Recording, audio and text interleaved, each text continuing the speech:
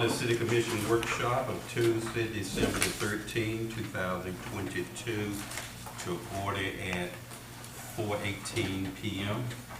They will please stand for the invocation provided by Vice Mayor Mervin, followed by the pledge of allegiance.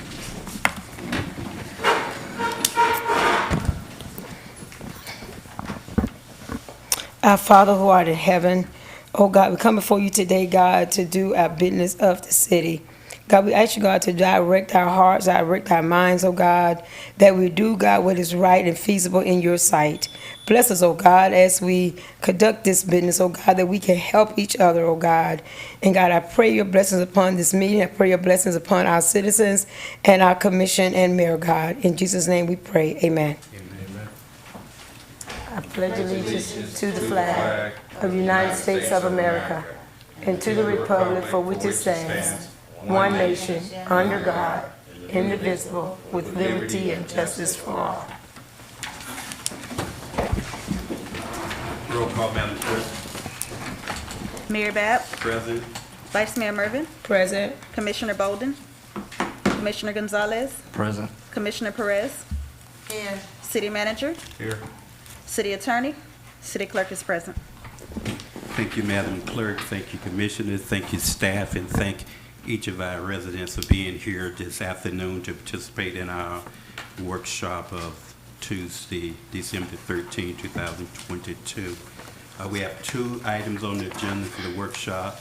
One is the beautification of city areas, and the other is the ARPA funding.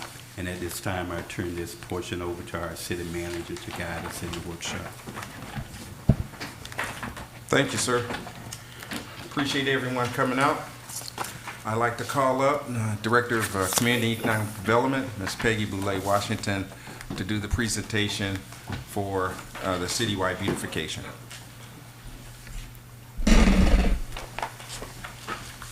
Good afternoon, everyone. Good afternoon. Mayor, council, community members.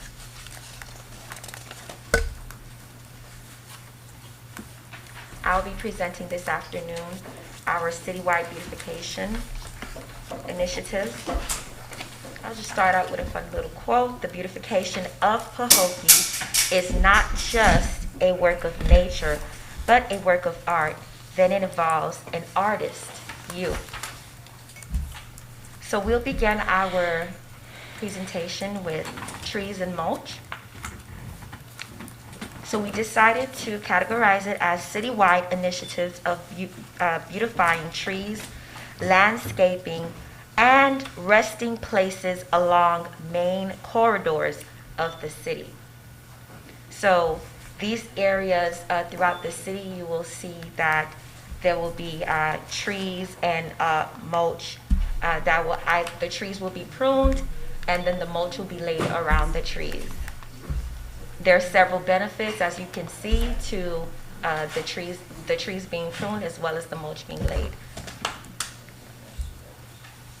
The next slide just indicates that mulch will be laid throughout the base of the tree, throughout the community. And the trees that will be laying the mulch around are our palm trees.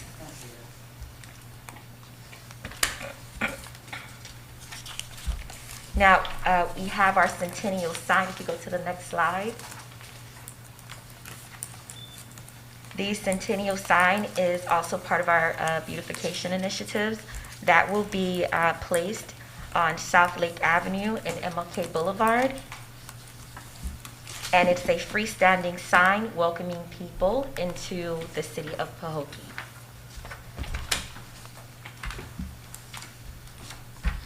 The memorial benches.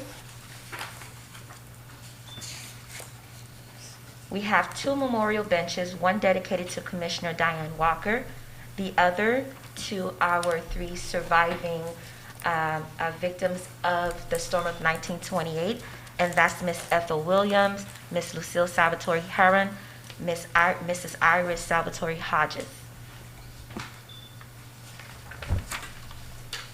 Bench 1 will be placed in Commissioner's Park in honor of the late Commissioner Diane Walker. Bench 2 will be placed in the cemetery on Bacon Point Road. to honor the last set of survivors of the storm of 1928. All memorial benches will have an unveiling that the public will be invited to attend. The next slide you'll see is a collage of pictures just highlighting different areas throughout the city that the placement of our trash receptacles and benches will be.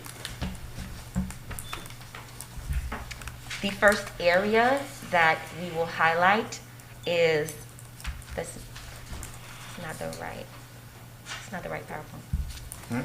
It's a different PowerPoint. That's the old PowerPoint. Oh, that's the old picture.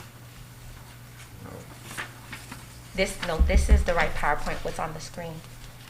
Oh, she's one ahead. She doesn't have the right layout. So I'll just speak from the slide, There and it we'll is. make it There it available is. upon request. There it is. No, That's- look, it's a slide. No, she just fixed it. for comment. She just fixed it. It's a different format. Rodney Booker. So moving forward, we have a set of trash receptacles, and the benches will be placed in different areas throughout the city. There have been 10 areas throughout the city that has been identified for the receptacles to be placed. Rodden Avenue and Booker Place is one of the first areas that the benches and the slides will be placed. The other is Rodden Avenue and Daniel Place. And as you can see, there's a highlight that indicates the cross streets as well as the or avenue, as well as the area where the bench will actually take place. So there's a geographic marker there. So you're putting both of them? No, so because Rodden Avenue is pretty populated these days with homeowners, apartment complexes, stores, and so on and so forth, we decided to put one set on one end of Rodden Avenue and the other on the other end of Rodden Avenue. But I mean, to set a bench and a. Yes, a trash bench, receptacle. a bench and a trash receptacle on one end, and then down the street, another set.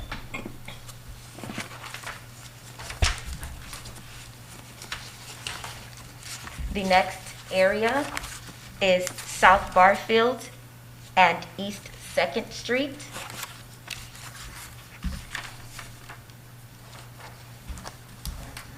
The next area after that is South Lake and East 2nd Street. And then you have North Lake and East Main Street.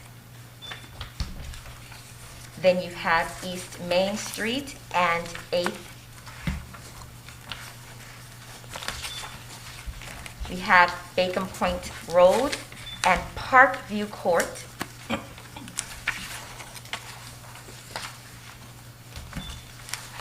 We have City Hall, which is also part of Bacon Point Road in Begonia. Parks and Recreations, which is also part of East Main Street.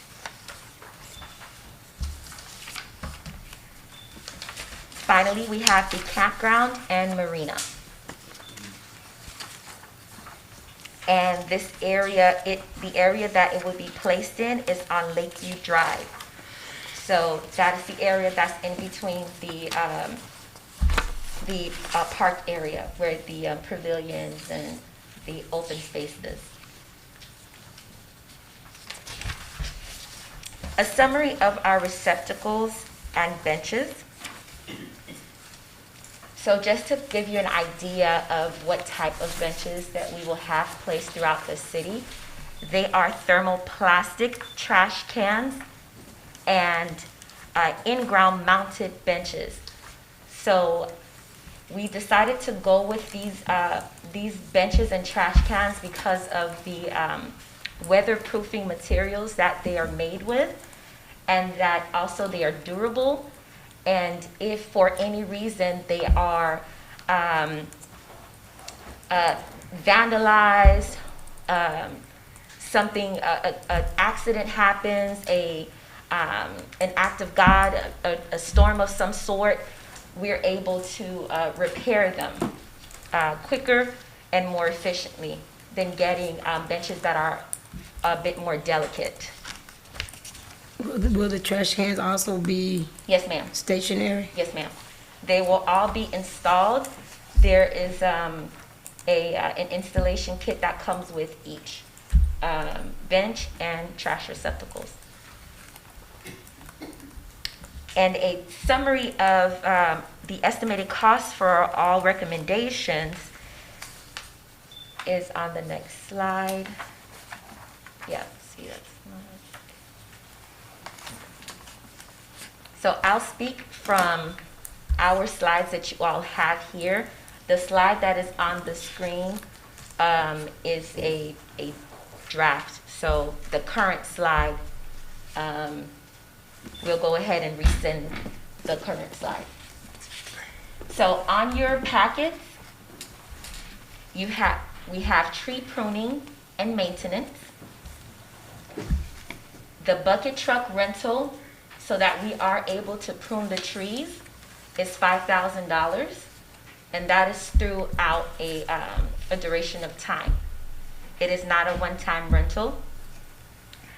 Mulch for the palm trees, we are looking to get 4 pallets at $6,000 in total. The centennial signage, estimated cost of $500.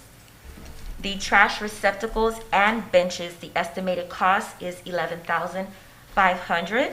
The total project cost is $23,000, the estimated total project cost. Now, estimated costs are based on average price of items researched, as well as the quotes and such that were sent. The company that I've been working with is very responsive, and they are looking to give us the best price possible. So we are looking to hopefully go with this company Question Or on the, what? for the trash receptacles and the benches. I have a question for What the about mulch. the sign? The signage is a company that we've used previously. It's just a matter of getting it reprinted. It costs $500 to reprint it? Well, on average, so you're talking about the sign itself, the setup fee and all of those things, installation. So that's the estimated cost. How many It's a signs? sign on two 2x4s. Pardon? It's a sign on two 2x4s. It's going to be mounted. They may use 2x4s. We're trying to look for something a bit more So sturdy. it's basically a banner, a printed banner on a piece of plywood on 2x4s, You said it's basically a printed banner on 2x4s. on plywood on 2x4s. No, we're looking to get a more sturdier sign. The image that you have is an example of what the placement of the sign and the image that will be on the sign. Okay, now that location that sign's gonna be on, is that gonna be in the way of traffic when No. you're making right turns? No, it is not. Okay. I have a question for the mulch for the palm trees. It says Sure. 4 pallets for $6,000.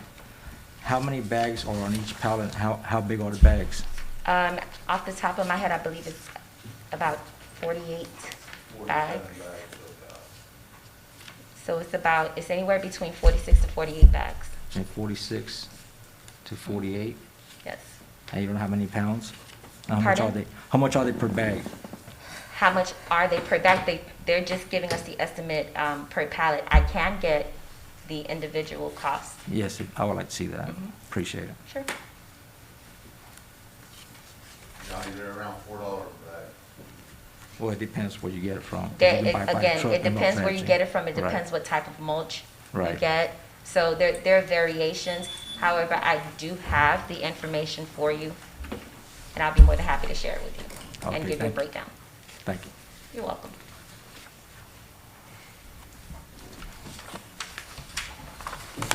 Questions? I know we have in our surtax, it's more of a question for Mr. Lucas, projection of having 4 entryway signs. I see the entryway sign just as important of any other item on here. I'm just wondering, when are we gonna place our second entryway sign up? And what would be the location of the second one? We're planning on having one at all 4 main thoroughways into the city. So do we have a projection on that, or what our plans to do that? Well, I was just gonna circle back when we have either January or February, when we have a strategic planning meeting, to see what is the pleasure of the commission of where they want it at. Okay. And the second question is the pruning of the palm trees. We can't hear y'all at all. The pruning of the palm trees, I think initially, and depending on the cost, we should attempt to get that done by a professional tree trimming service, and then allow our staff to kind of maintain it. You won't have as much to do. That's a dangerous job up there with a saw high up, unless someone in our department got some real serious training. I'm not saying it can't be done, but I would be a little hesitant to do it because of the large number of trees and the height of the trees. And thirdly and lastly is the memorial bench being placed at the cemetery on Bacon Point Road. If you can name 2 peoples that go out there, lay a flower, spend a few moments of silence or prayer, I'll say that would be a good position or good location, but I don't see that. I think it'll be more visible, say like in Commissioner Park, where people's gonna observe it and notice it and see it. We're tucking it in, and to be honest, sometimes that cemetery don't always be maintained the way it need to be. So I would just strongly suggest that we can at least consider Commissioner Park or another location so it can give that particular bench some higher availability. Okay. I also think the trash receptacles should be, some of them should be where the bus stops. There is a bus stop on South Lake. There is a bus stop on Rodden Avenue. There is a bus stop on Main Street. So all of the benches, I try to have them as close as possible to the bus stops, as well as areas that are frequented by walkers and folks that live in the neighborhood, so to speak. And who's gonna service these trash receptacles, and how they're gonna get to the city, to the landfill? Give me just a moment. Is it okay for me to answer? Sure. So we have our Public Works Department that will be servicing the trash receptacles along with our, For this, pardon? what kind of vehicle will they be using for this? We'll have to talk to our Public Works Director and go through logistics with him, but it will be in conjunction with our trash company.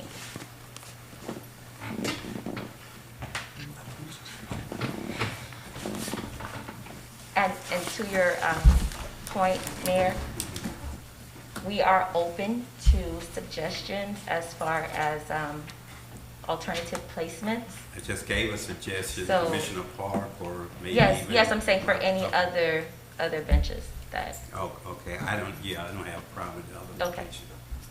okay. So we'll work on that, and we'll have the unveiling for the 2 memorial benches once they are installed. What is your date you're looking to install these? I've been working with the company, as I stated, they're pretty responsive, so the goal is to get everything done within the next 60 to 90 days. So we're talking about the procurement process, if there needs to be a procurement process. We're talking about getting labor and parts and all those things delivered. Hopefully, there isn't a backup or anything like that with them on their side as far as getting the materials into us. I would like for them all to be installed at one time, or back-to-back. So that's the conversation that I'm having with the company. You're the one that's working on this pricing? Yes, ma'am. How many companies did you? So I looked at about 5 or 6, and then I narrowed it down to 3.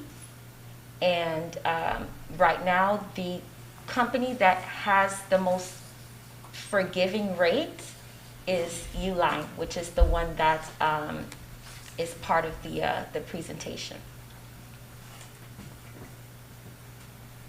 In the city, I know you mentioned earlier about the number of bus stops and the location they were, but to my knowledge, we only have one covered bus stop. Yes, I believe so. And have we looked at maybe requesting at least another one? And I know it may deal with rideship and all of that, but at least we can ask or reach out and see if it's possible. That's part, to me, would be part of the beautification of the city, and at least having cover for people who are waiting, for a bus to come. Yes, I've had conversations in terms of getting bus stops covered, as well as looking at alternatives, maybe getting grants and things of that nature for us to get, if the Department of Transportation cannot provide it to us, maybe a joint partnership. So I have been in conversations and exploring different options. What was the initial conversation? I mean, what was the initial response? Did you get any positive feedback, or did they say they were going to be looking into it? What was the outcome of that? For the most part, it was they're going to be looking into it. Another conversation that I had, I was told to go to the Department of Transportation and find out if there are any other grant programs or anything like that that we could participate in, and or to partner with the county. So I will be following up with more than a conversation, hopefully a meeting or a phone conference with the powers that be in the county to see if that opportunity is available for us. That would have been a good opportunity for the NEAT grant. Instead of putting $10,000 more in works. With the NEAT grant, it's in $10,000 increments or intervals. So, and your match amount is about $20,000. The benches, the covered benches, are more than that. So we would have to find a way to create that, to bridge that gap. And create matches or apply for a grant or a sponsor, or see if we can find money in the budget. So we would basically have to do some more research to see what's the best cause of action to get those covered benches. That one that we have was done on the NEAT grant by a citizen. Okay. With matching from the city. Yeah. So I'll do some more Well, we're matching the research other on that. two anyway. Yeah, I'm saying they got money through the, They I think, use the NEAT surtax to help grant, with the, yeah, and done 2 bus stops. So we'll look into that. And am I hearing the goal is to have 3 covered bus stops in total, or in addition to the 1? Yeah. I mean, it'll start if we can get at least at a minimum one additional one. Okay. I don't want to scare them off by requesting 3. They're not going to more than likely do that, but at least one right now they may consider installing another one for us. And is there an area of focus that we would like to target? In my mind, I'm picturing South Lake, North Lake, Rodden. Is that whereabout there's one on Lattimore also in front of the school. on Larimore Road? Yeah. I would try to focus on the one who has the most ridership, Right. the area that, they Okay. pick up a lot of that. Okay. By Main Street. So Yeah. I will follow up and have a response for you during the next commission meeting.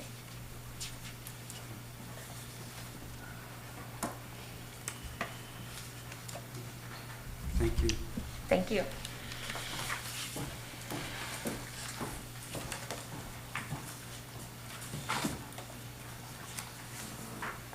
Okay, the next topic would be the American Rescue Plan Act, the funding of those projects and how that money would be distributed out. Mr. Lucas. Thank you, sir.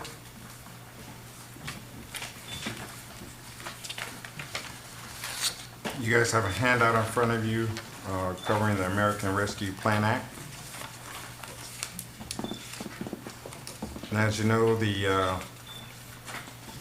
ARPA synonymous is the Coronavirus State and Local Fiscal Recovery Fund Program. A part of the American Rescue Plan delivers $350 billion to state, local, and tribal governments across the country to support their response to and recovery from the COVID-19 public health emergency.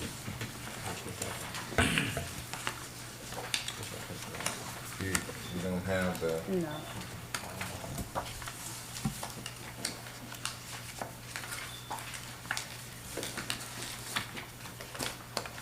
Who else don't? You don't have the,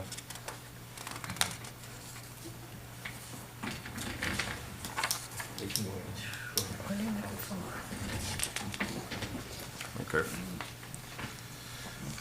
All right, continuing on, the ARPA ordinance. The City Commission of the City of Pahokee created the American Rescue Plan Act Advisory Committee, the board to formulate a strategic funding plan that establishes community priorities and aligns with eligible uses of both the direct allocation and potential funding from other federal agencies. As per the Board of City Commission of the City of Pahokee, it was agreed upon that the creation of the board is in the best interest of the City of Pahokee and its residents and businesses. I just want to recognize those committee members, Linda Joseph, Dr. Patricia Wallace, Sanquetta Cowan Williams, Tamara, is that Dowden? Regina, pardon? Tamara Dowdell. Regina Bolden, Gail Love, Carl Morrison Sr., Ed, is that Burnell? Yes. Joseph Hernandez, and, say again? Josefina. Josefina? Yes. Nelson Lopez, Jr. So I wanted to thank them and recognize them for their participation. Next up is the ARPA use of funds. Here's the breakdown. We basically have identified 10 areas. The first, affordable, supportive recovery home repairs. We're looking at stipends for down payment assistance, closing costs, building houses, and repairing homes. We're looking at infrastructure, street lights, signs, storm drains, storm water, sewer, sidewalks, landscaping. 3, COVID prevention, treatment. 4, business grant. 5, other behavioral mental health payments, co-pays. Marina and campground, city equipment, job and workforce training and development, and revenue replacement. Now on the revenue replacement, Mayor Babb asked me to get a legal position on that, so I went and asked Ms. Gemma. And 1 second here, and I'll have that for you.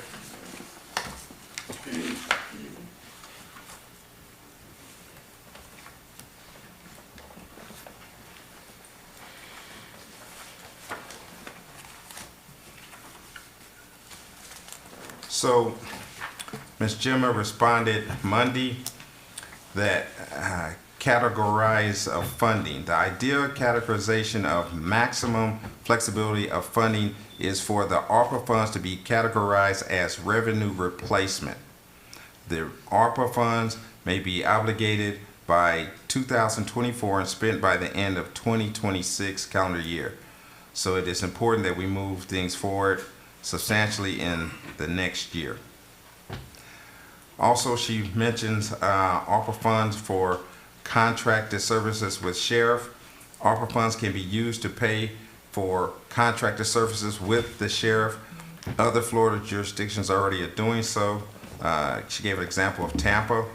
A potential issue with respects to prepayment is assuming the sheriff department will permit it. So it sounds like I have to have a conversation with the sheriff's department on allowing us to prepay them so that it frees up the money for in our budget. Is how the city will exercise oversight and monitor over the spending since it is in advance. Prepayment of funds. It is important to know whether the city does allow prepayment for services in future financial years. This is just in general, not relevant to ARPA.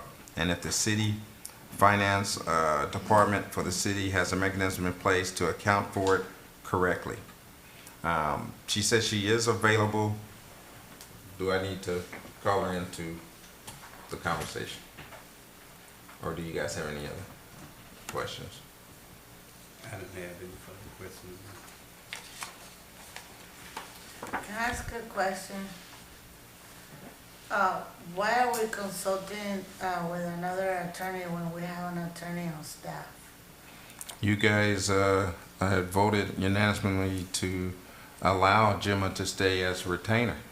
Yeah, as a retainer, but why are we, if we have an attorney that we could use, you know, and there's no need to go outside, why are we going outside and spending extra money?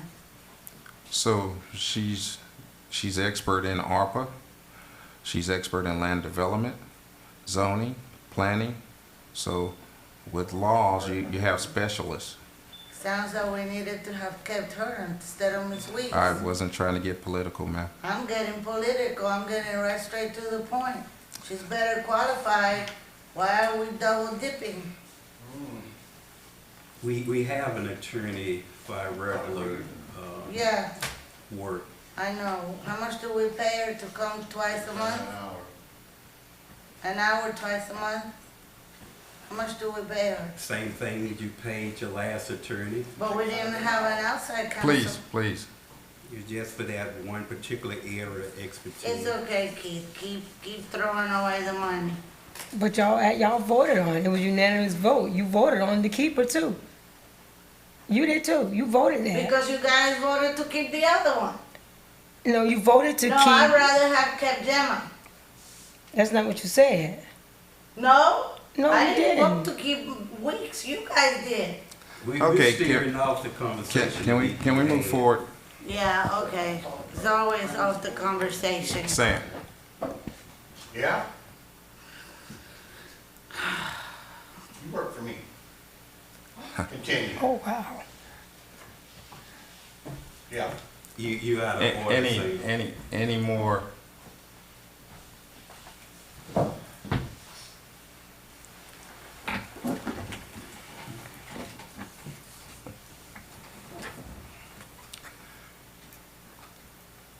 All right, on revenue replacement, next slide.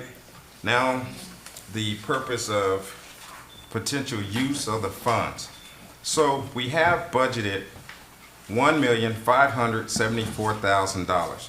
That is this handout here that I provided for you guys. So you see what it was budgeted for the 22-23 fiscal year for ARPA in our budget. So for housing, affordable housing, supportive recovery, home repairs, for this fiscal year, we earmarked $250,000. I'm just going down the left side first. Infrastructure, there's an asterisk there. So if we can prepay the $585,000 over in the right corner there in the middle of the paper for revenue replacement for the sheriff's department, then we would flex our budget for both infrastructure and for the marina of $292,500. So you see the marina and campground at the bottom there. So COVID prevention and treatment, 225,000. Business grant, 250,000. Other, the behavioral mental health, to be able to help with co-pays or any assistance there, 20,000. Marina and campground, as I said, 295,500. City equipment, 90,000.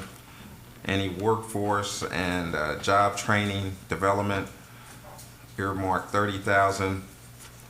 The revenue replacement by the definition. The splash pad itself, if we can repair it. Marina pool repair, and then the money we have to place towards MLK Park for the $250,000 park. We have to participate at $20,000 for a total of $1,530,000. So Lucas, what I was looking for, I don't know about the other commissions, but I was looking for something more concrete as far as the guidelines on how we're gonna distribute this money out. Say for instance, the housing assistance, we're gonna do 150 or 100 residents. Are we doing the first 100 or the first 200 to come up? How are we making sure that we can verify the improvements or the areas that need to be done, improved or whatever, even the down payment? How did that work? So that we can give some input and saying, you know, that seemed a little more discriminatory as far as not fair to those who are trying to apply for it. Are they gonna have to complete an application? Do they need any type of verification? What is the criteria? So we have the criteria. I was trying to move forward with getting first a solid commitment from the commission on the dollar amounts, because we've been waving back and forth. 1, 2, the criteria, we do have those things set up. Ms. Boulay Washington has completed that. I was going to go into our commission meeting and get that direction of bringing that out. I didn't know if you wanted to discuss all that and the amount, because we couldn't vote. So go ahead, Ms. Boulay Washington, you can explain. You have your Did you say that we have budgeted these amounts already? we approved the budget. So it's already approved, some of this stuff in the budget. But we haven't discussed the breakdown. But you haven't I know discussed the that. breakdown. Just approved the total. I don't even, first of all, I don't even know, like, 44 supportive recovery home repairs, what type of repairs? So that would be emergency and things that you need to, we have all that defined, Commissioner. Like I said, what I don't have is how you guys want to split up the pot, the breakdown, the acceptable of it. Okay, well. She does have that. I have Did you want to? another question, because you have marina pool repair, and the marina pool repair is already being repaired.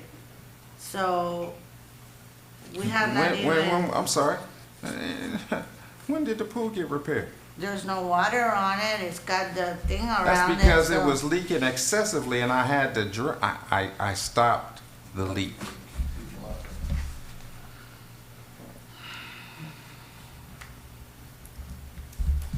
The pool has not been repaired. And the revenue replacement, it's $500,000. What was that revenue replacement? So if you PBSO. recall, I was saying prepayment of prepaying the sheriff's department up front, and then that would free in our budget the $585,000 we pay them in a year, so we could split that amount to go towards the marina, campground, and infrastructure.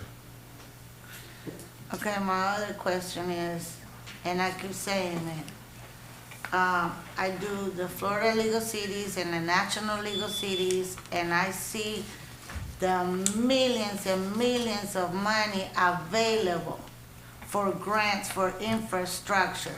Are we taking part of any of that stuff? Are we taking advantage of it?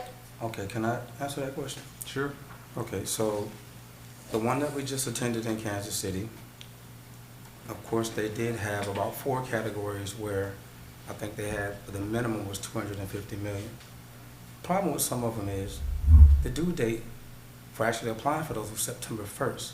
So what that implies is anyone who was here maybe last year, maybe at the League of Cities, maybe they mentioned it then, there could have been an opportunity for us to already have positioned ourselves for it.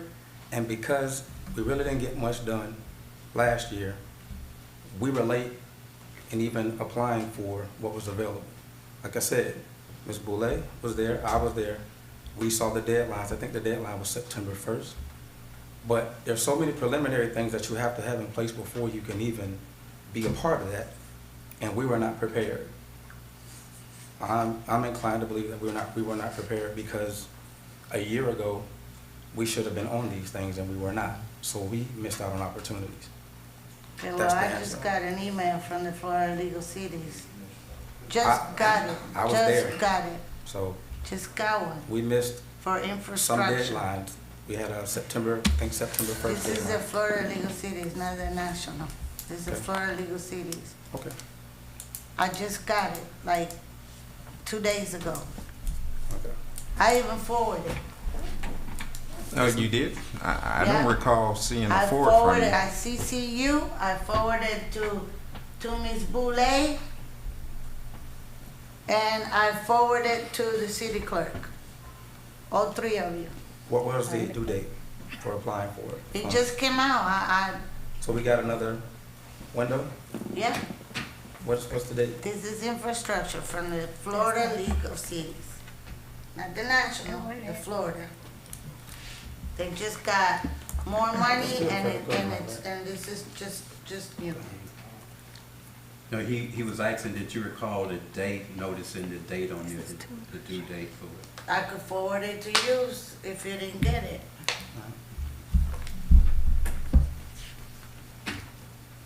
But going back to your point, I mean, I can see, I just was asking for those guidelines, but you're trying to distribute the pot first, and then go more in detail with the guideline, that's fine with that Well, procedure. because based on the amount and volume, you know, so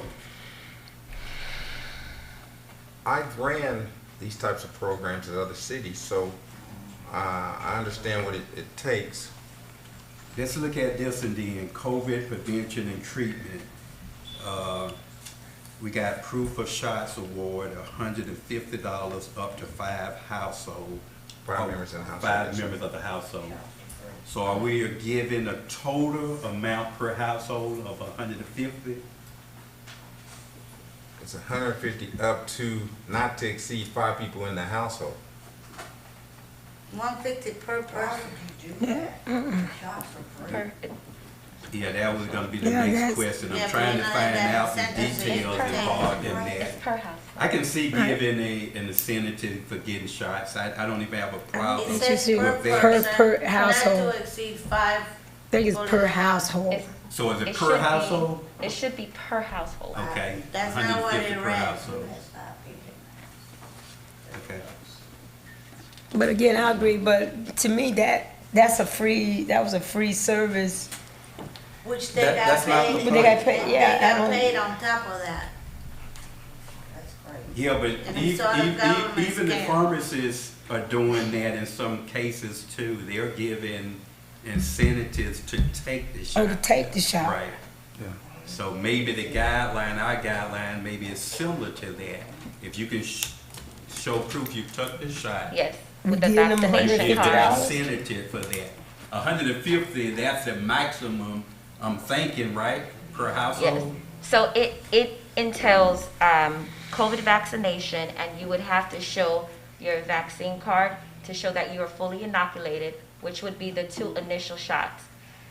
or 3 if you had, I believe it's Moderna or one of the others that, or Johnson & Johnson that allows you to have 3. The other is the proof of COVID education, and that would be from a City of Pahokee community partner. Okay, let me go back to the 150. Yes, sir, You're giving 150 per household. per household. So if 2 peoples have taken their shot, You only get $150. they get 150. If 5 folks in the house Still taking a shot, it's $150. still 150. They need to have So a conversation with regardless- each other and see who's gonna get that 150 or split it among each other. It's gonna be one household. The goal is to touch as many families as we can. Okay. Are you guys aware that Governor DeSantis is going to the Supreme Court to investigate the vaccines, the legality of the vaccines? Well, the vaccines is not the only part of the COVID incentive program. There's COVID-19 education, that if you can show proof that you've been to one of our community partners and received some form of COVID education, whether it be through a workshop, whether it be through a symposium, a forum of anything of that sort, and you received proof of that, and the proof is outlined, what type of proof, a certificate, a transcript, whatever, a certified letter from that organization with that organization's letterhead, Man, how does this job things of that mandate nature. On COVID? There And, are no mandates on COVID. sir, in the state of Florida. I'm going to continue presenting. So, business owner in the city of Pahokee, and that also participates in any COVID mitigation steps that they've taken, i.e. installing hand sanitizer stations, temperature checks, things of that nature, any type of COVID mitigation that that business owner has taken part in. Residents in the city of Pahokee during COVID-19 to present, if that resident can prove that they have been a resident of the city of Pahokee throughout the pandemic to present, they will also they can also participate in this program. And the required documentation, the general required documentations of Florida ID and or a driver's license showing proof that you are a city of Pahokee resident and or you reside within the city of Pahokee city limits, a completed vaccination card, a proof of your 1099, which this is for your business owners, and or 2 to 3 years of your most recent tax returns. Must produce proof of completion from a city-approved community partner for COVID education, certificate, letter with organization's letterhead, so on and so forth, as I've just shared with you. Copies of all mortgage and or warranty in deed with the applicant's name. So that's another proof of identification that you can provide as well. Copy of most recent mortgage statement, that's another proof of identification that you can provide as well, being a City of Pahokee resident. All of the programs that we are initiating have requirements such as this to prove that the resident is a resident and or the business owner is a business owner to be able to participate through the program. There is an application process. We are looking to use the 140% AMI so that we can broaden the pot and be able to include more residents versus using the typical 60 or 80%, because that limits, which is one of the concerns that our residents who are part of the working class have had. Because they are part of the working class, oftentimes they do not qualify for many of these programs. So we want to make sure that we include as many residents as we can, but still staying within the guidelines.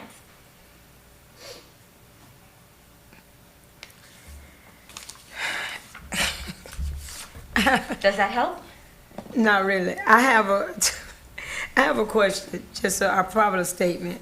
I don't know why it's so hard for us to dispense of the COVID dollars. To me, we going like in a just in a circle thing. Why don't we just, most cities, if we say we're gonna look at most cities, if you're gonna put so much aside to help residents for, what they have, a repair, small repair, and business owners or what have you, they put this small pot, whatever the commission, I guess, agreed to, whatever that's gonna be. The applications is, they have an application, they have to come to the city, fill out the application, if they get approved, whatever, the money don't go direct to the resident or the business, but it goes to whomever contractor they have go out and look at the project. If it's approved, it comes back to the city, it's been approved for that amount, they go do whatever they do to that residence structure. That's why don't we, if you're gonna help pay light bill, if you're gonna help pay whatever, that we just put it aside. All this other stuff, I really don't. I'm kind of lost. And with the COVID stuff and the $150 for the shot, I'm kind of a little lost. Let me finish with that. Then and the city of Pahokee has so many different needs that we can also use monies for. You have other sidewalks that's not funded right now that you might can even get repaired. You have a lot, if you go around the city, there's a lot of needs in the city of Pahokee that this money can be used for. $3 million is not a whole lot of money for a city. So if you're gonna set $250,000 aside for residents, let's just have the attorney draw up the guidelines. They walk into City Hall, fill out the application, see who get approved for it, and do what we gotta do. And let's just, to me, we're the only city so far, I'm thinking, not even use anything of this ARPA funding. I have a question. Who would the contractor be? You will use your city engineer, your city, to go out and get, you use that's who you have on. Back, okay. So, wait, excuse me, just a moment. Right now, you have the WGI. Is that not who our engineer is that we had here? That's not who our engineer is? I don't Whoever. even know who the engineer is. Well, y'all voted on that when Brandenburg brought him back, the And y'all just WGI. voted to fire them. But it So just to provide some clarification, doesn't matter. We're Vice just trying to Mayor get some understanding of how we're gonna move forward with the monies. Yes, so just to provide some clarification, Vice Mayor Mervin, that is actually part of the other categories. What you just stated is part of the other categories. We've kept the process pretty much universal as it is throughout the county, as it is throughout our neighboring cities, where they do go through an application process. We do require the same, if not the same documents that these grant programs require throughout the other cities. We've done thorough research and we try to make it as seamless as possible and is inviting as possible so that our residents don't get discouraged in trying to participate in the programs. I agree with that 100%. You don't want it so that they would not Correct. want to do it Yes. and apply for it. So that's a good thing. So just as you explained it, Vice Mayor, Excuse me. so yes, ma'am. Just as Vice Mayor explained it, it's very similar to the way that we formatted it. The COVID incentive is just one area. However, it's a smaller pot to the bigger picture as to what we're trying to do and the guidelines that we've put in place.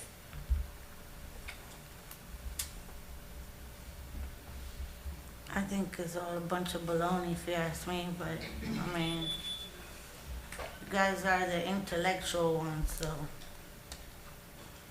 So the goal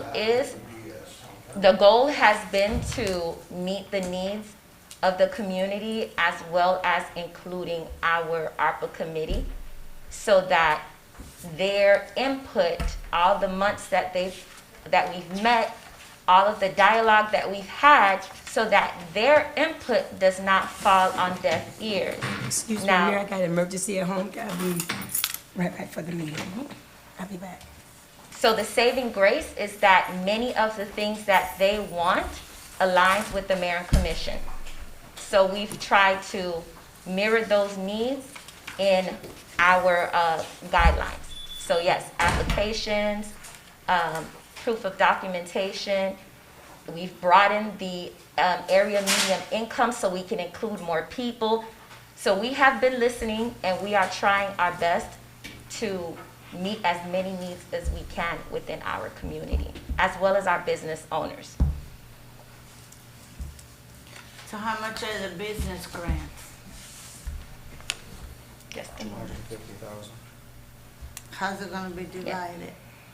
I'm sure they'll break that. Approximately So, 5,000 yes, per business. So that- And they had to provide 3 years of income tax, and they had to, That's show not- proof that they had some kind of COVID mediation or education and. no. What you're thinking about is the incentive program. So each program has its own requirements.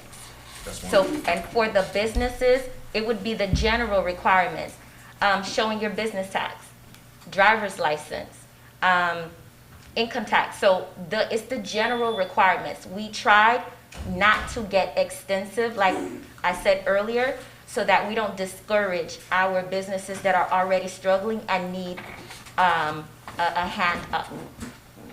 So our goal wouldn't be to cut any checks directly to any business, any person, with the exception of if we did the incentive to cover masks, if you show proof you had shots, things like that are preventative. But in the business, in the Pahokee residents' home, it would go directly to the persons who they're seeking the assistance from.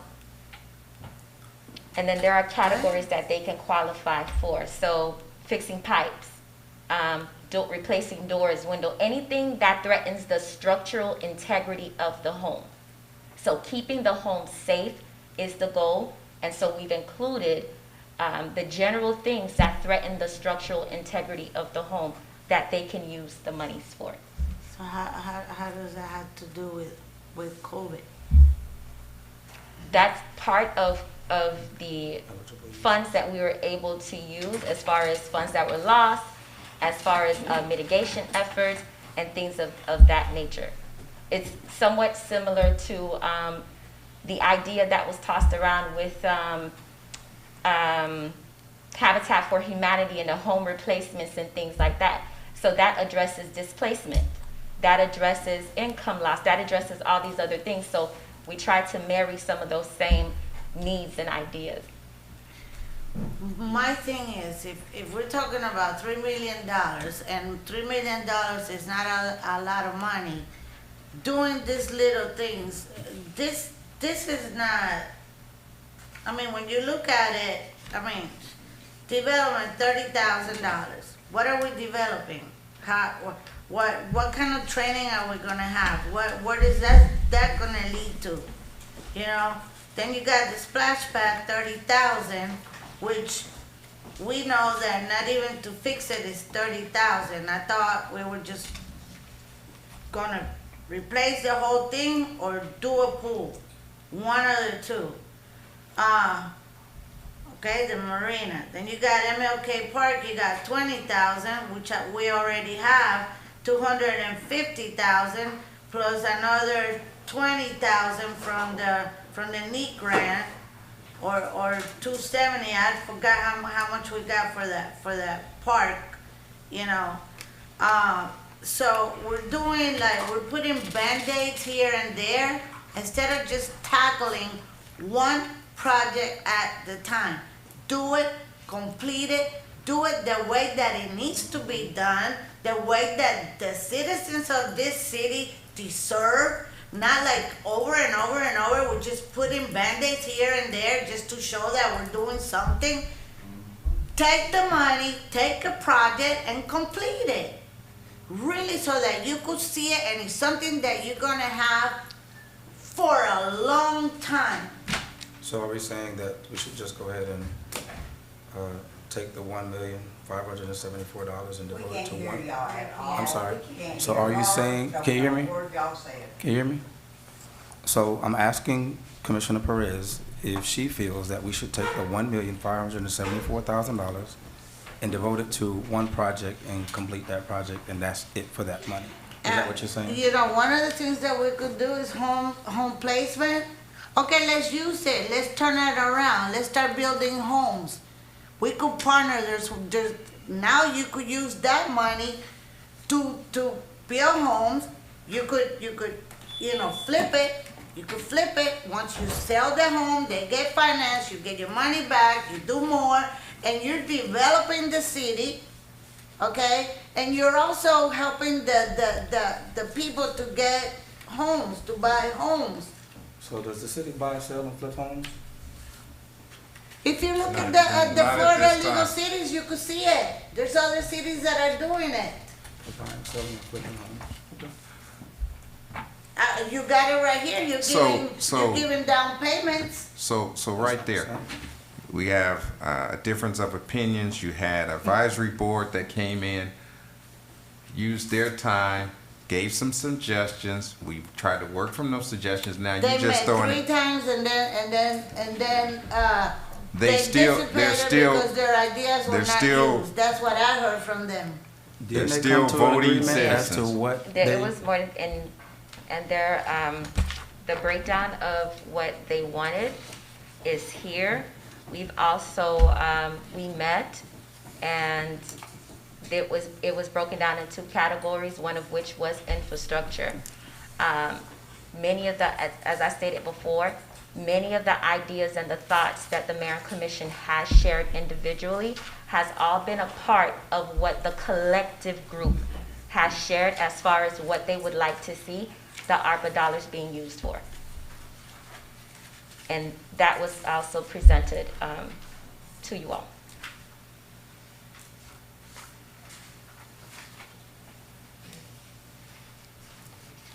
I don't think we've had actually a report, for instance, a splash pad, okay?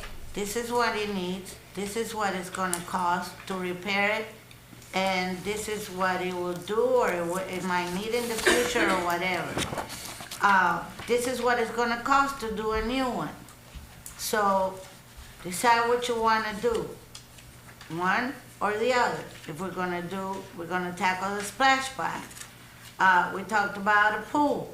What is the cost of the pool? There's also partnerships that we could have. The county, this and that. It's also gonna take money from the city, because how long are we gonna be putting our hand out to get handouts, and then ultimately we don't do nothing with it? We don't.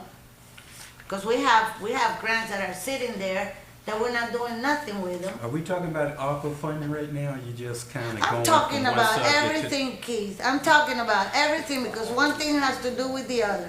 And I'm tired every time I stand No, I'm just here. saying, I'm just- Every time I'm talking, you come with the same thing. Are we talking about this? Are we talking about that? you losing We're me, talking about, no, I might be losing you, but I'm not losing the people that are listening.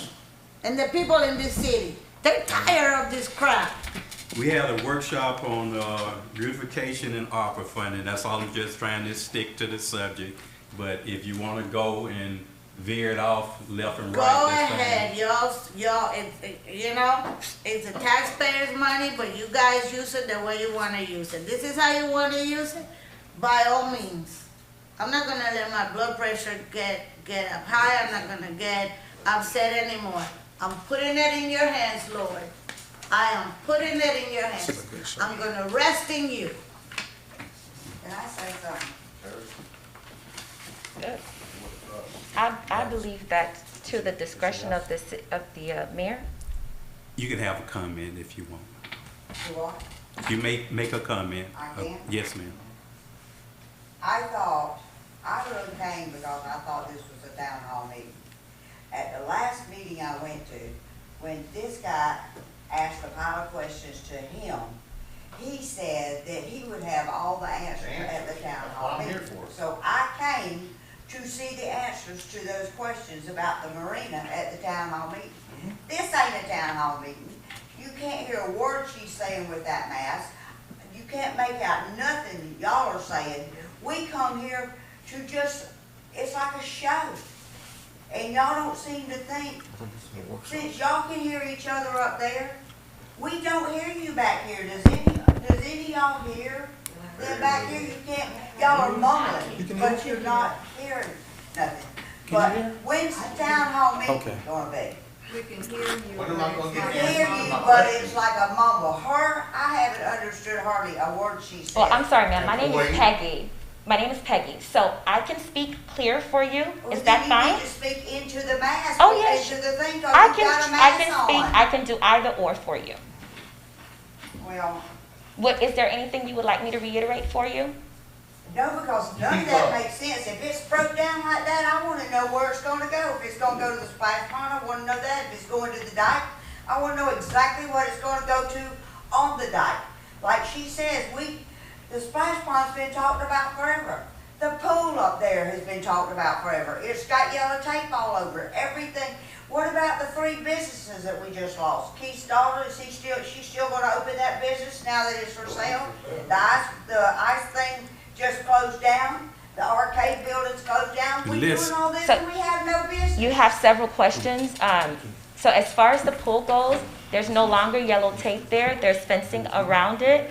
As far as That the looks just as bad as As- the yellow tape. As far as the splash pad goes, there was a presentation made by Mr. Carlos Manuel, who is the acting HR director and our operations manager. He also presented 3 options, if I'm not mistaken, along with a budget to the community and the mayor and commission, and so on and so forth. We appreciate your input. However, we would appreciate if you're just patient with us as we process all the needs of the community. All my life, and it still ain't happened when you get somebody in here. Okay, Ms. Colvin, we're allowed you. So- We just oh, wanted thank you to you so make sure much. you was able to make your comment, Yes. but we're gonna move forward. Let me tell you, is this a town hall meeting? This is a workshop. Workshop. This is a What workshop. happened to the town hall meeting that he said we were gonna have on the 13th? I don't know, it was advertised as a workshop. Yes. But when we gonna have the town hall meeting, so we When am can I gonna ask get my all this? questions answered? That's a different subject, Sam. Right now, that's a different subject. Always something. What It's like direction Sarah you said, it's need something different every to time. move forward on this workshop? I see your intention. We can't vote on this. That's No, we're why I not gonna have vote on it, it, right, okay. that's why I have it moving forward into the commission meeting so that we can, I think we owe it to I- the I guess this citizens is to just have a joke to town hall you, huh, meeting Sam? And, you know, go over all this and say, okay, this is One what more. we plan to Sam do gotta with this, go. and this is how we're gonna do it. And allow them to ask questions because it's their money ultimately. Hold up, time out. First of all, I'll say this.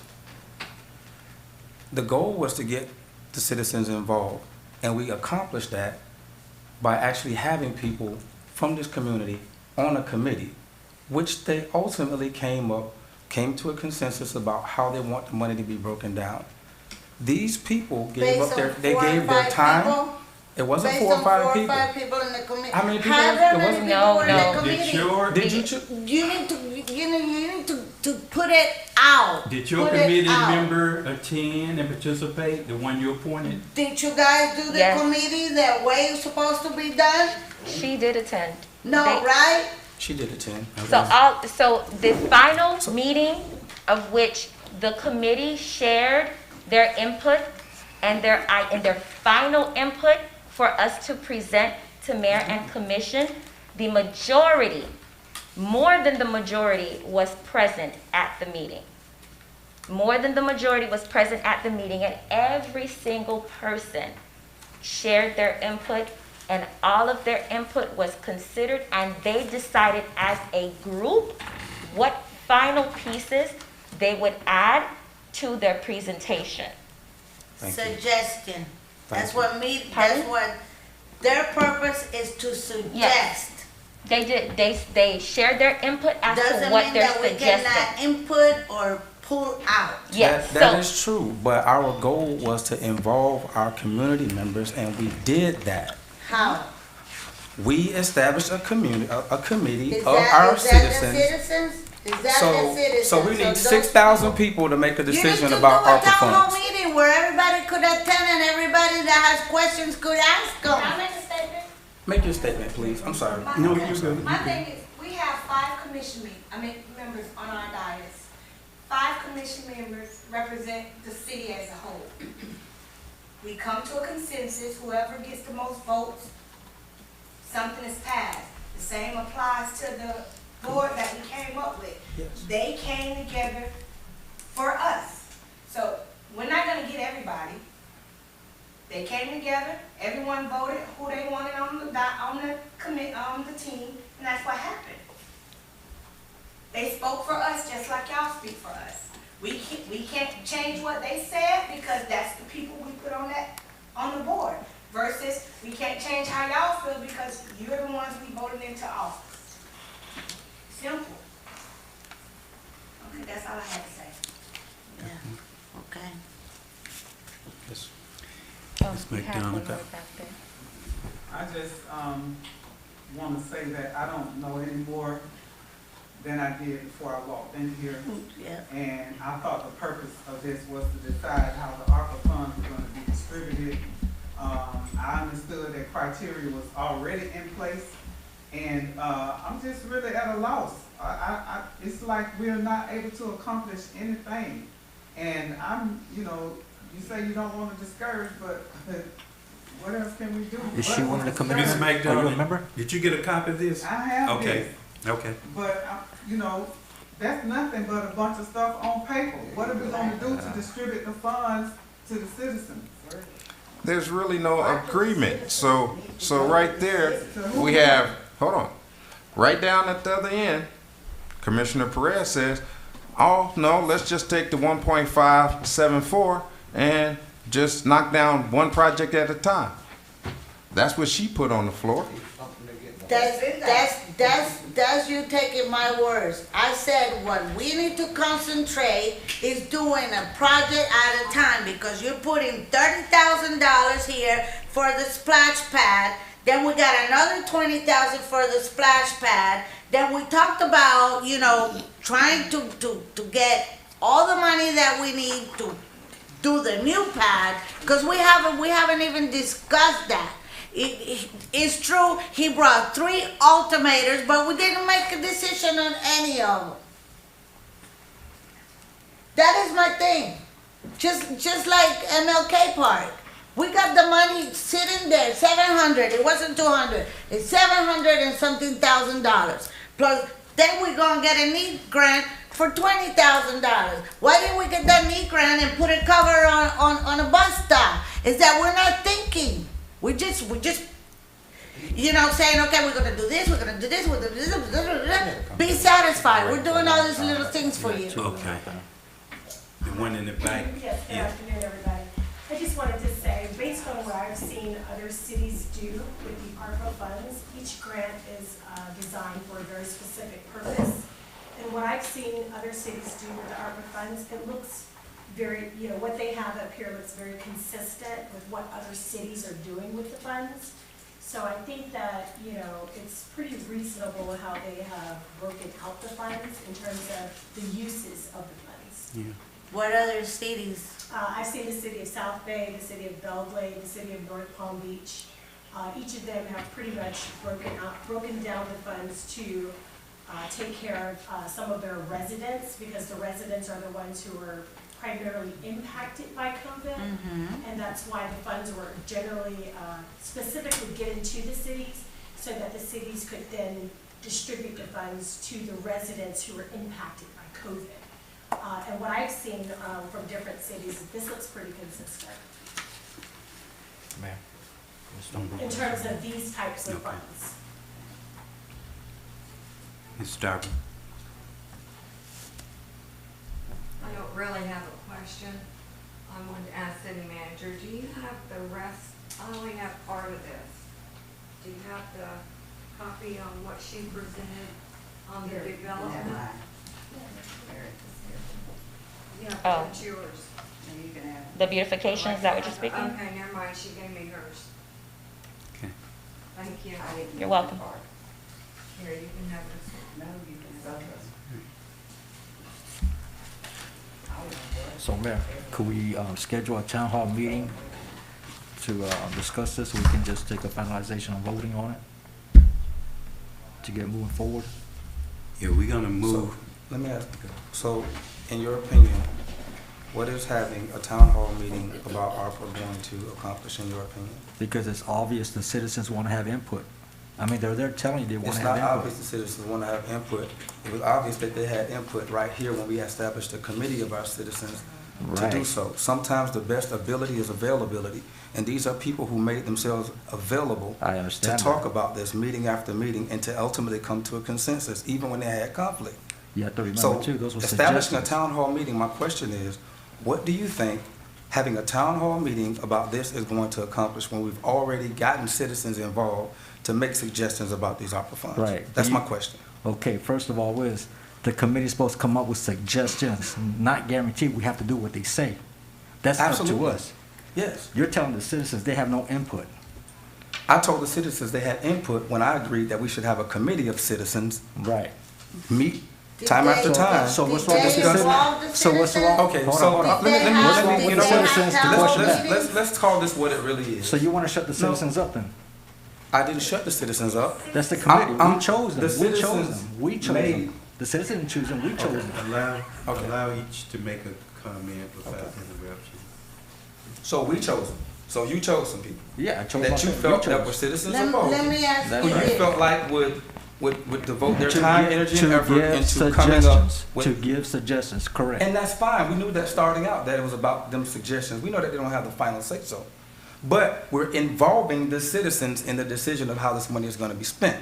Now you're turning around and saying that we don't want the citizens to be involved in the process. No, Which one that's is you. it? That's you saying that, because I'm You saying have a just said town that. hall.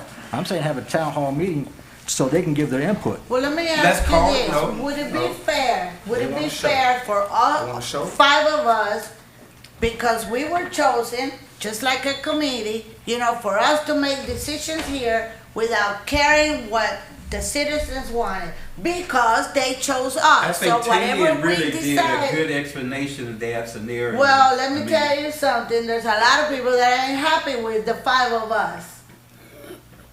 But yet they chose us. What I'm trying to say is, I'm not saying we're not gonna take their suggestions and just throw them out, but I want feedback from the citizens on what they feel about the suggestions. Obviously, you have some that are concerned. We can't look the other way because you disagree with the citizens. I mean, after all, we're here for them because they put us here. Absolutely. Yes. This is why we open. Go ahead. Is it possible to provide some clarification as to what the committee intention was? Please. So, the intention of the committee was for each member of the mayor and commission to appoint, I believe it was 2 members per mayor and commission. It was supposed to make up a certain amount of members, and those members were then invited to be a part of the committee. They were then invited to have multiple discussions. Originally, it was for them to have one big discussion, make their decisions, share their input. However, members of the community, members of the committee, as well as some members of the mayor and commission, did not feel as if that one meeting was sufficient. So, meetings after that ensued. From there was a final meeting where those same members that were appointed by the mayor and commission were able to share their final input as to what their suggestions, their final suggestions to the mayor and commission would be for how the ARPA dollars would be divided. That was the purpose. Their sole purpose was to represent the citizens of Pahokee. As far as the input of the citizens go, I can recall in several meetings where individual members would say, I talked to my neighbor. I talked to my fellow parishioners at my church. I talked to this organization that's part of the city. And this is what they said they feel as if I should advocate for when it comes to the ARPA dollars. Believe you me, The committee definitely shared input as it relates to their community versus themselves. There was also input shared from several members of the audience to particular members of the committee, and they then shared their input. So please, please believe me, I wish Ms. everyone- Joseph was here. everyone- She could give her opinion on Miss it. Miss Joseph was part of that conversation. Yeah, I wish She she was was the one. here to see what she had to say, because it doesn't agree on anything that you're saying. She, as a matter of fact, she was the chairperson Yeah. of the committee, and she was the one who, Last time she came, she wasn't, actually, we were on the same page the last time she came. She had an emergency the day she was supposed to present, on that final day that they were going to present, and so it was tabled, and then we ended up doing this. I think we have accomplished one thing, is to allow our residents to have input. Yes. And I believe that was definitely accomplished. And even at this late stage, we still as a commission allowing input and comments from our public. You know, even that ARPA committee realized it, that they are making recommendation. Hopefully the city will at least listen to those recommendations and try to incorporate them into this plan. And I think we've done that. I'm really satisfied with didn't that. vote for $280,000 Well, they're not to gonna- go to the marina. and Yeah, campground. as far as the dollar allocation, they didn't get to that in depth to say, I want 100,000 go here, 50,000 go there. They didn't go that far. The city took the responsibility to now to take their input and then come up with an overall spending plan to spend the funding. They had suggestions in various ways, from percentages to dollar Yeah, that's what I was amounts just about to say. and They things broke it of down that in nature. percentages. They were encouraged. I encouraged them in every step of the process to be vocal and to share as explicitly as they pleased. So, I don't know what else to say. I do believe that the committee served their Yeah. purpose. I'm proud of them because there were a lot of disagreements. Yes. However, they did come together as a whole with all of their disagreements, with all of the discourse and the noise from the outside, and they were able to come together with a solid piece of decisions that your mayor and commission are aligned with. And one of the things we did too was have each commission point two individuals. Yes. Normally your committees only represent about 5, one appointment each, but we knew this was such a project that we wanted to make sure that we had community involvement. We doubled our committee size. So I think we accomplished that. So I'm really satisfied on the overall of that. Mr. Mayor, I have a legal question that someone just brought to me that is also an attorney. What is the legal status of using ARPA funds for projects that do not belong to the city?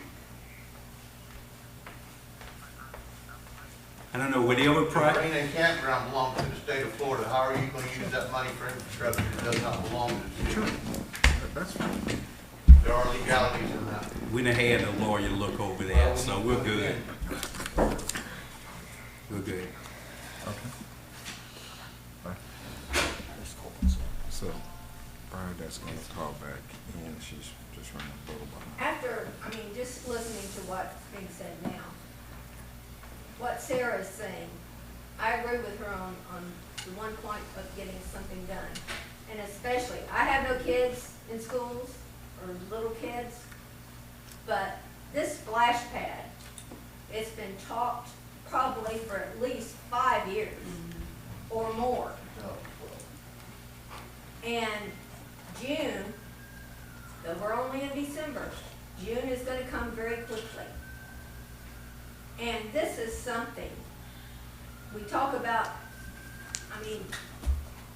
Keith, you have talked and others have talked about, things for the kids. This is something that would be for the kids. This is something that needs to get done.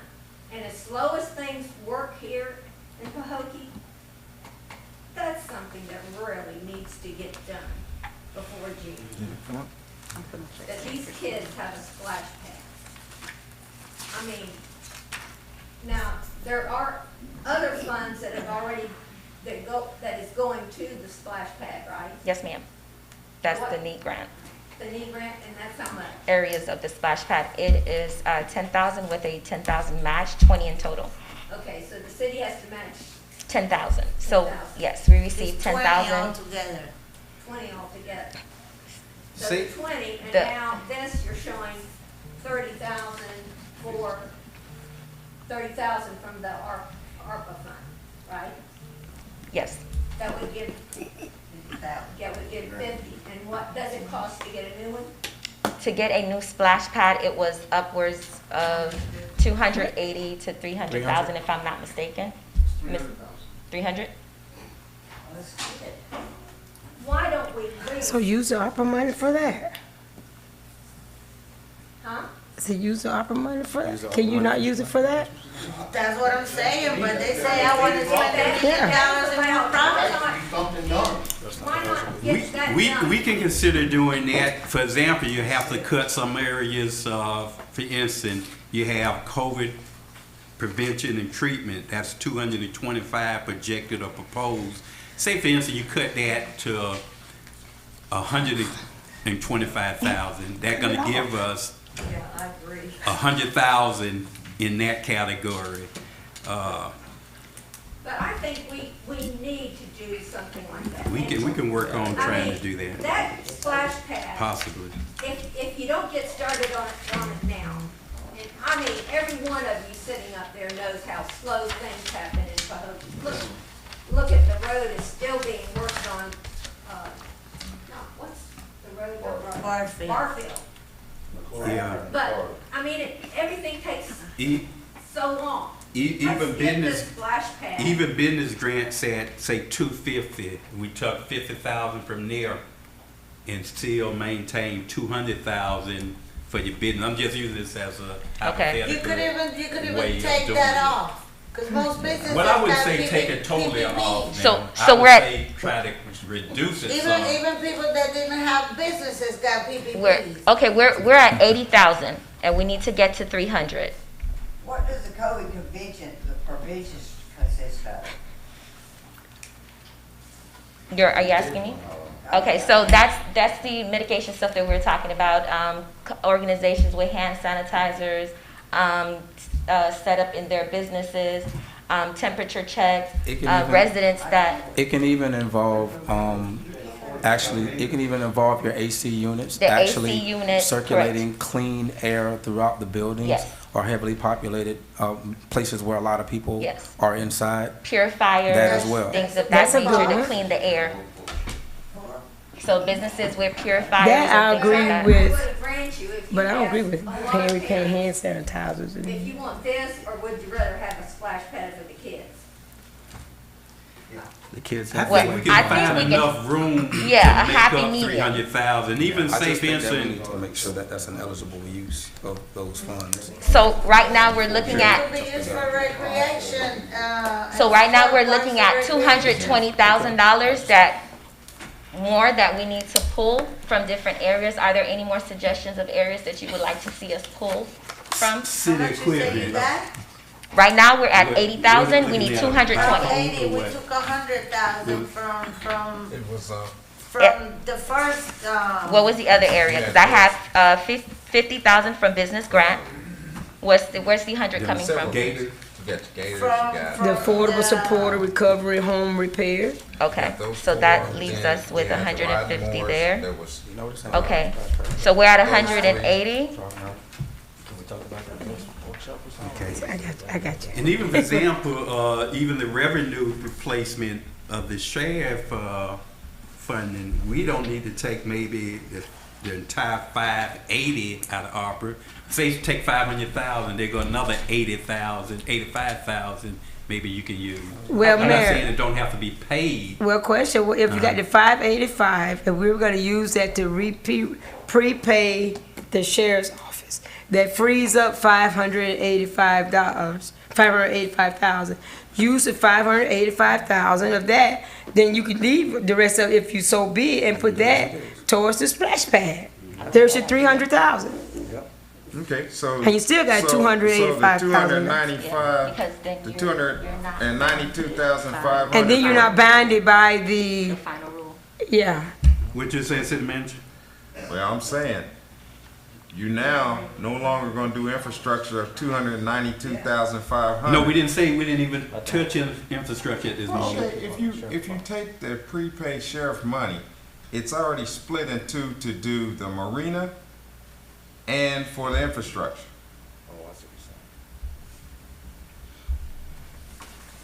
What's gonna be done at the marina? You got all the dikes to do, you got, all kind of issues. That's why we need a town hall meeting, so we can ask them. We've had town hall meetings on this. And then you guys don't even show up. I've been here. Man, you ain't been to every town hall, so don't quit cut it, just cut it. Still waiting on my answer, City Manager. I have a question. Why couldn't So we we're at 180?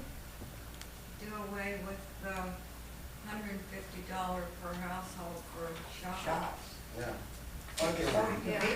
Prevention fund. So that's part of the 225. Do you want to take 100 out of there?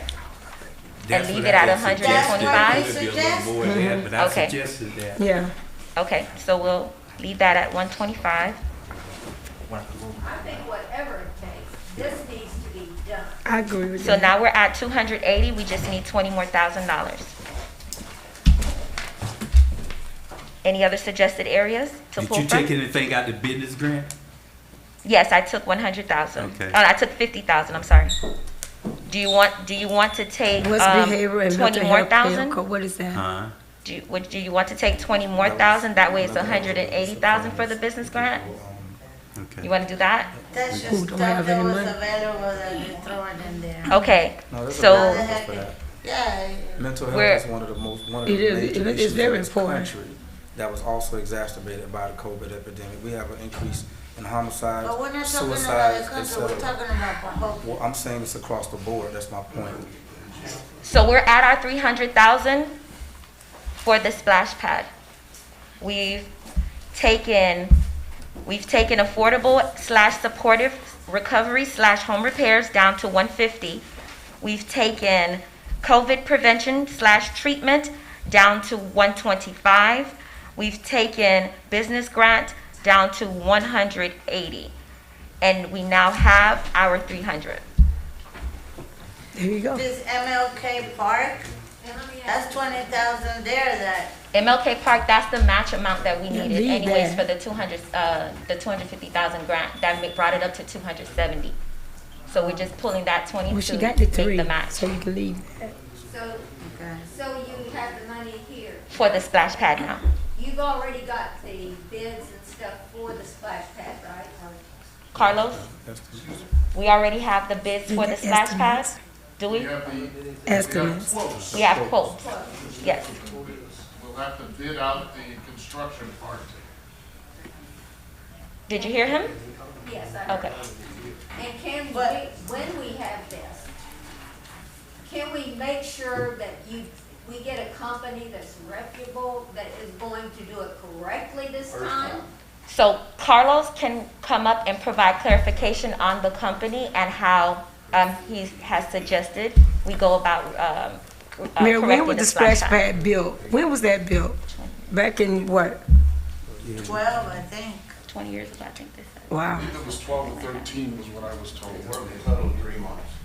I mean, What was it? here we wasted money on what was. It only No, I worked said, for when 3 was it months. built? Back in 2012? 2012, it worked for 3 months. That we have a reputable. Well, nobody company then didn't look that's into going to it? do it correctly. Everybody Okay. looked into it, needs support, it needs support, it needs support, but, I said in 2012. Back in 2012, no one looked into it? yeah. It's the same crap. The, That's why we get tired.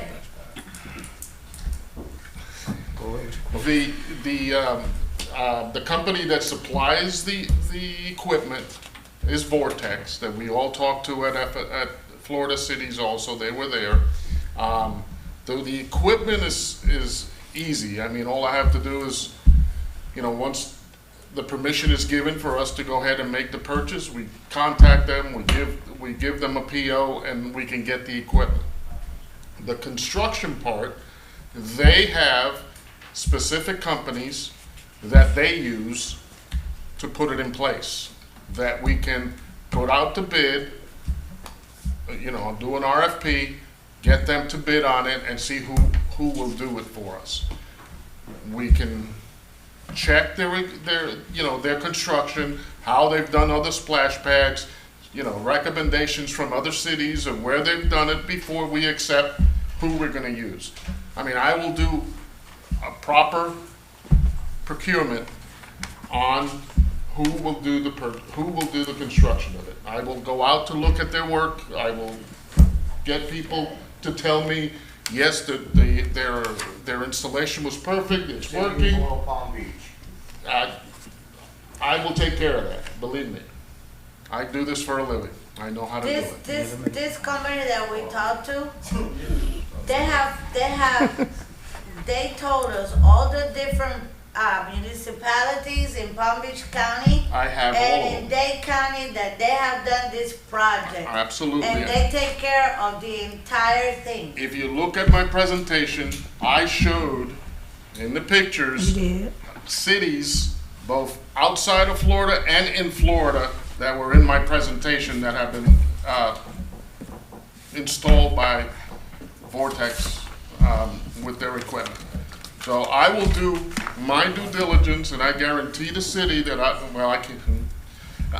will do my due diligence to make sure that the person that installs it is qualified and has done proper work before, and even if I have to go out and visit their projects. Mr. Lucas, since we're dealing with a higher amount now, 30,000 versus 300,000, would you touch base with the attorney to make sure that spending ARPA money on the splash pad? No. What do we have going on? There's a question in the audience. Mayor. Yeah, to make sure splash pads eligible. Yeah, we're gonna make sure they do. I didn't catch what was going on.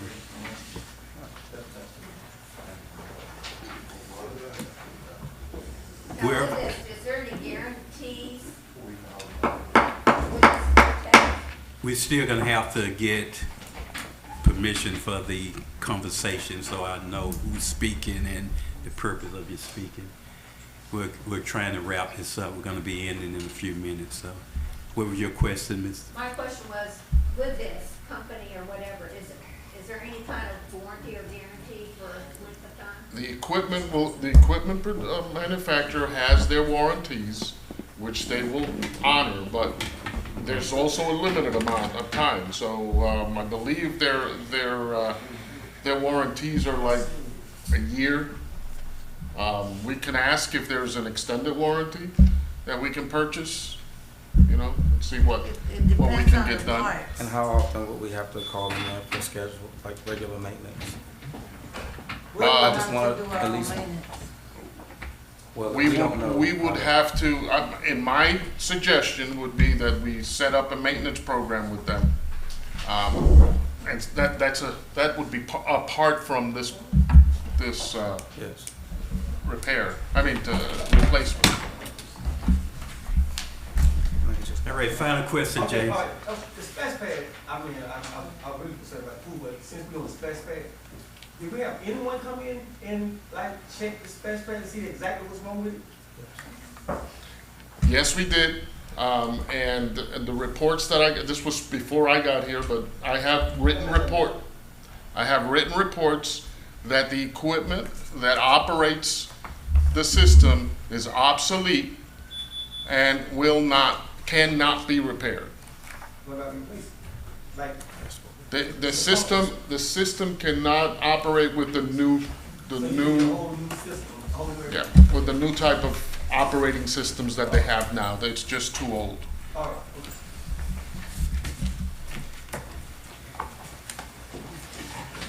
This time, no final comments or questions from the commission. I'll entertain a motion for adjournment of our workshop.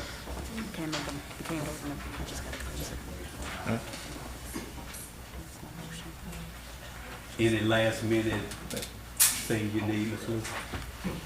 No, it sounds like we amended the numbers, and I will be investigating that, and then I guess that will swing over to the commission meeting, the direction.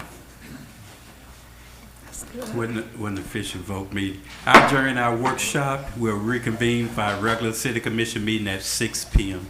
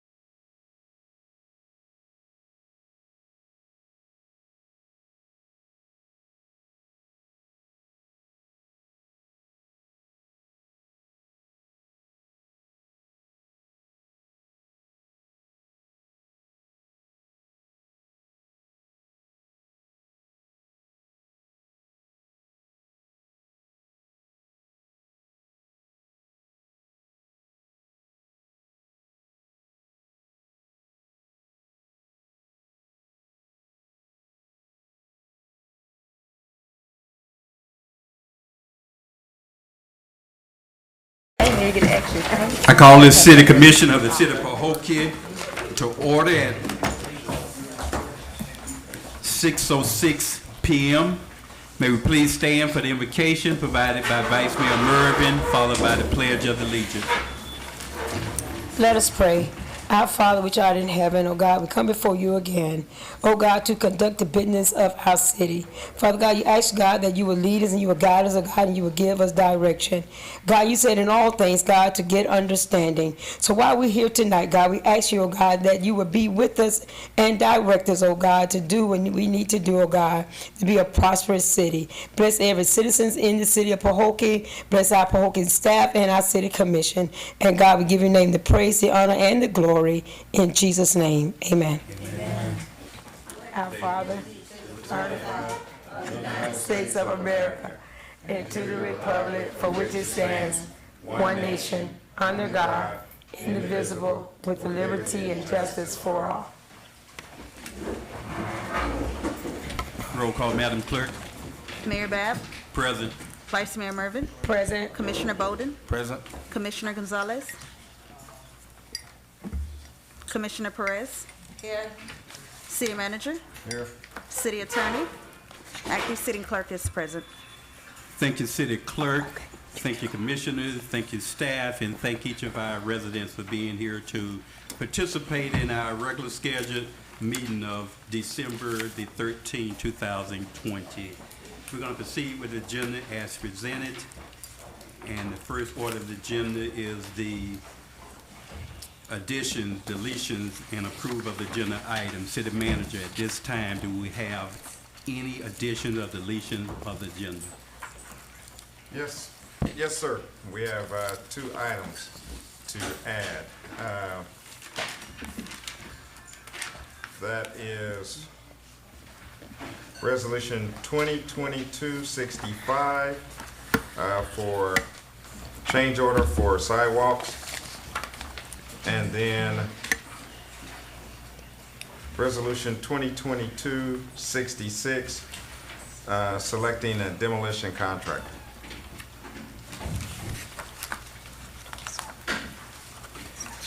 City Commission, having heard the two add-ons, Resolution 2022-65 and Resolution 2022-66 added on to the agenda.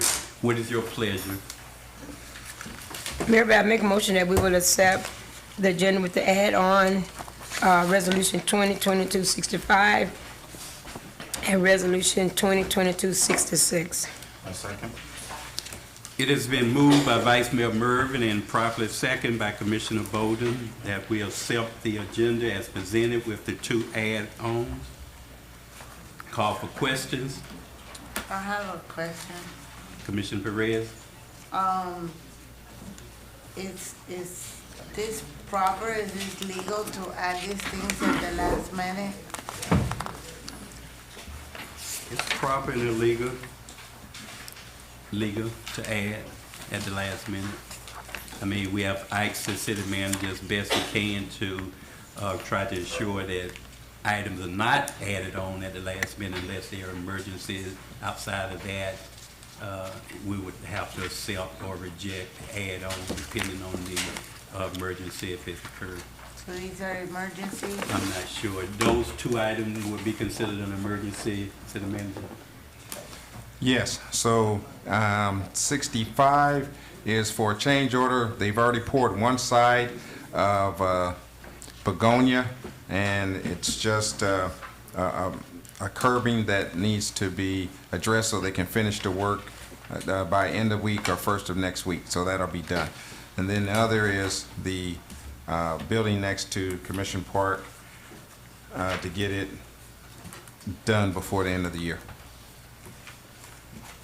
And we're only meeting once in December.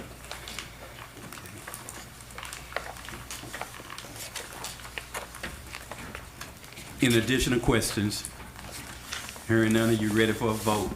Roll call, Madam Clerk. Vice Mayor Mervin, Yes. Commissioner Bolden, Yes. Commissioner Perez, No. Mayor Bab. Yes. Thank you, Madam Clerk. Thank you, Commission. Motion passed by majority, 3-1 vote. Next item on the agenda would be public comments, public service announcement, presentation, proclamation. This section is also to allow citizens to make comment. We ask that you take only 3 minutes, and please, when you come to the podium, state your name and your address for the record. City Clerk, at this time, do we have any public service comments cards completed? Yes, sir. We have 3 public comment cards. The first one is from Mr. Sam McKinstry. You getting close?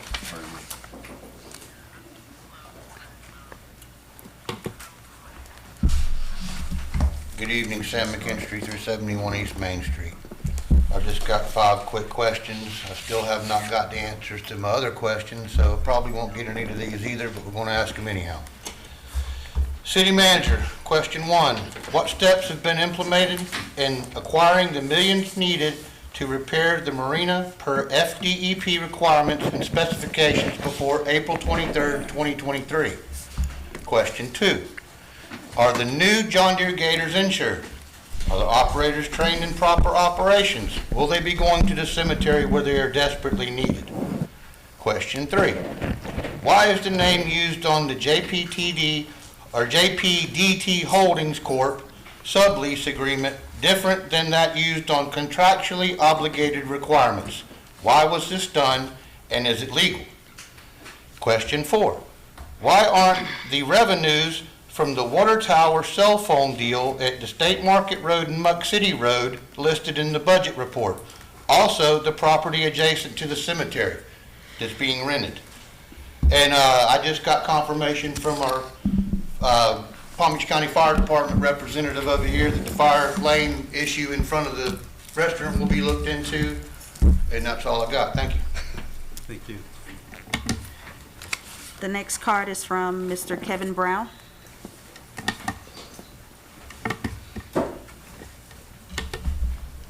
Good evening, Kevin Brown, 541 Southwest 11th Street, Belgrade, Florida 33430.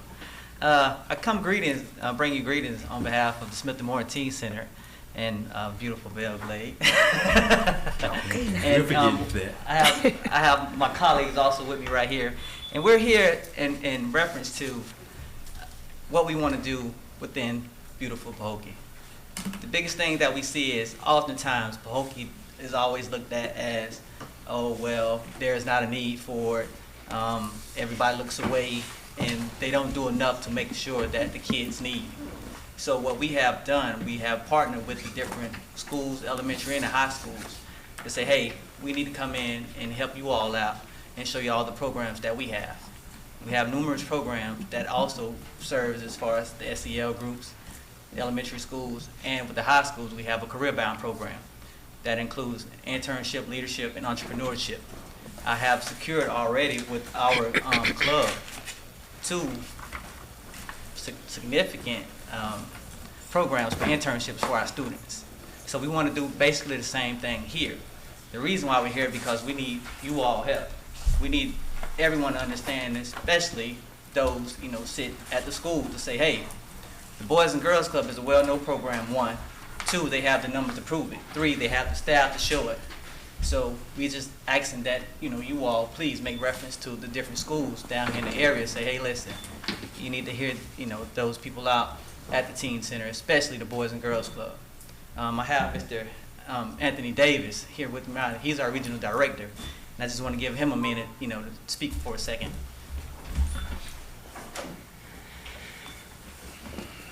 Great evening, everyone. To everyone in their respective places. My name is Anthony Davis. I'm the Director of Operations for the Boys and Girls Clubs of Palm Beach County. Just in general, we just opened our new program at Pahokee Middle Senior High School, realizing just want to dive into the initiative of academic success, character and citizenship, and obviously being able to help with the aspects of making sure teens and youth have a healthy lifestyle. So because we're in an after-school program, we want to make sure that obviously youth and teens have somewhere positive to go. We do have the 2 leadership on campus, which the program will start January 6th. So we're just asking for the support from the community, to encourage those middle schools, those high schoolers, that need that extra boost, tutoring-wise, and also from the sports aspects of things and college opportunities. So whatever it's going to take to help make sure that we do as a community, decrease crime rate, increase the graduation rate, decrease the pregnancy rates, all those negative things that could be a hindrance to the city. We want to make sure that our youth and teens are bound for success. And we know between the hours of 2 and 7 p.m., youth and teens, they have either nowhere to go or that's typically how things roll. So we want to thank you so much for that and being able to support the Boys and Girls Clubs at Pahokee Middle Senior High School. Thank you. I have a question. So what would be the transportation wise if you was to get kids from Pahokee? Would they transport kids back and forth from Pahokee to Belgrade?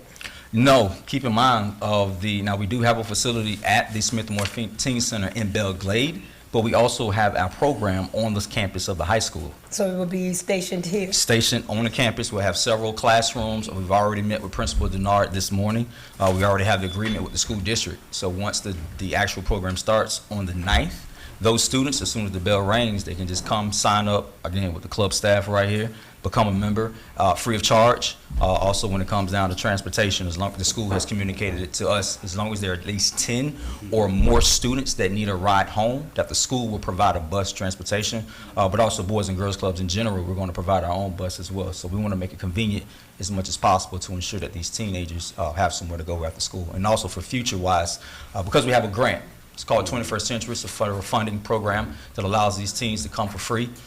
We will be applying for Pahokee Elementary in 2 years only because we did get awarded this year. And according to the state, the Department of Education, they indicated that we have to wait 2 years before we apply again. But at least we have something, at least at the middle school and high school, so that way these teenagers have somewhere to go after school. And this is for tutoring and what else? Tutoring, so you have the tutoring, we have the sports aspects, we have the healthy lifestyles, other initiatives. We'll also be collaborating with the Teen Center in the Belgrade area as well, where we have a music studio, college tours, trips, scholarships, the whole nine. So I know the high school definitely prides itself on having 99% graduation rate. Well, we can also help to be that 1% to get it to 100. Why not us? Any other further questions? All right, thank you. You have any cards? Yes. So just talking teenagers, high school age. Middle school through high school. We literally have the grant on campus. It's for both sides, the middle school as well as the high school, and go from there. So what would you need from us to do? If you already went to the school, We've already went to the school, spoke with the principal, the administration, so now being able to come in front of the community, being able to get that word out from that standpoint, because you all are a major part of the community in the city. We want to be sure that the parents know, who they are, because it's going to be hard for us to get in front of those parents because it's a school aspect. So I think being able to be in this venue, in this setting, you all having the support as well as being able to contact your other fellow colleagues and other city managers and how they support what we do. Yeah. Okay. What do you think it would take to have a Boys and Girls Club built in the city of Pahokee? You're talking about the facility, like its own standalone facility? What can this commission do to kind of pass that and forward that ball along the line? How can we support that concept? That's something that I think this community desperately need in addition to club. No, that's a great question. I'm glad you asked that. Truthfully, it's really going to take funding. Honestly, the Smith & Moore Family Teen Center, for those that haven't been there, it's a $12.5 million facility. So those are the initiatives. Obviously, don't get too caught up with the funding. Where did you get those funds from? Say that again? Where did you get From either private donations, endowments that we've received throughout the years. Honestly, it was an 8-year process. Obviously with the city allowing us to have the land and then being able to raise those funds. So it took some time. Honestly, I'm gonna be quite transparent. A lot of that stuff came from Jupiter Island.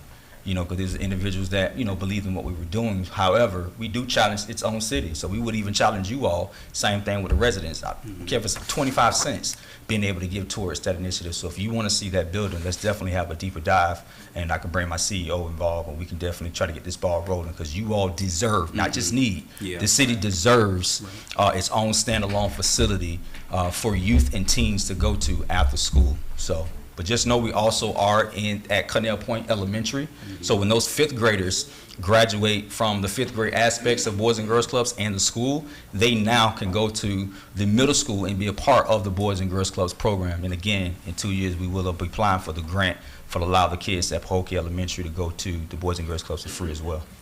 But you have my card information. Anybody else have any further questions? Don't want to take too much more of your time. Thank you. Appreciate it. Thank you. The last card is from Mr. Robert Love.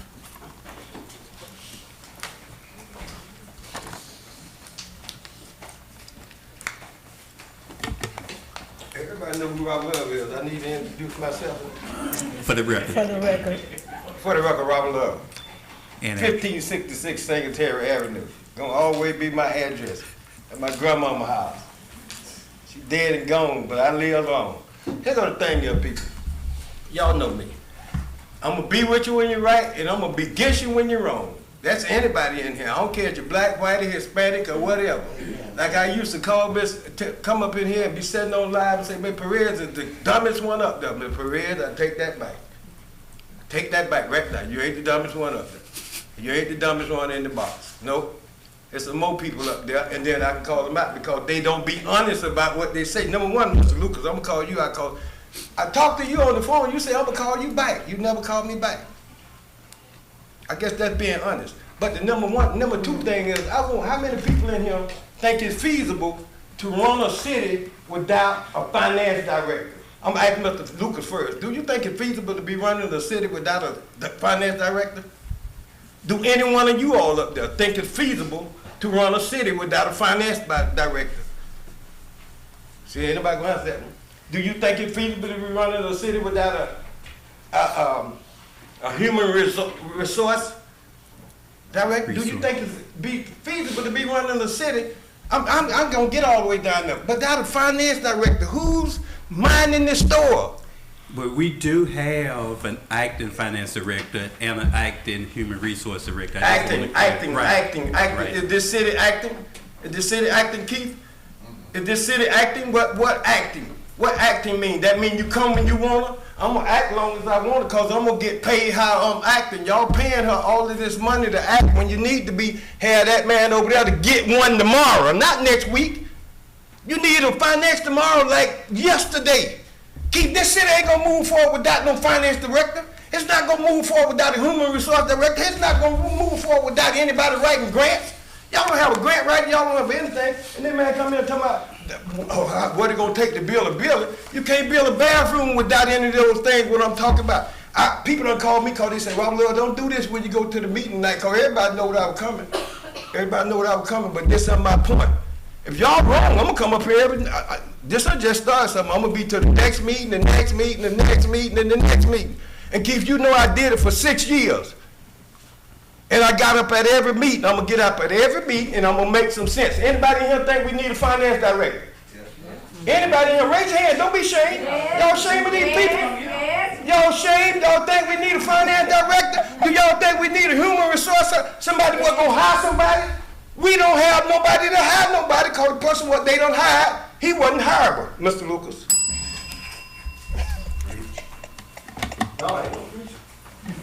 There in additional comments cards, City Clerk? No, sir. Thank you, ma'am. Now we'll move to presentation. We have a presentation by PBSO. Mr. Lucas, you want to introduce them first? Yes, sir. I'm introducing our 5th District Lieutenant. 5, 11, and 12. Pahokee, South Bay, Muckridge. non-incorporated Belgrade.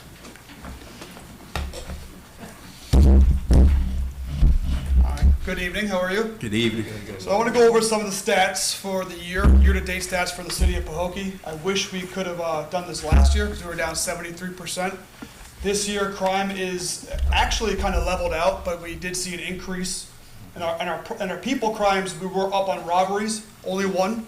So in 2021, we had 4. This year, we've had 5. Sexual assaults or sexual batteries were 2 across the board, so there's no change from last year to this year. Homicides stay consistent at 2.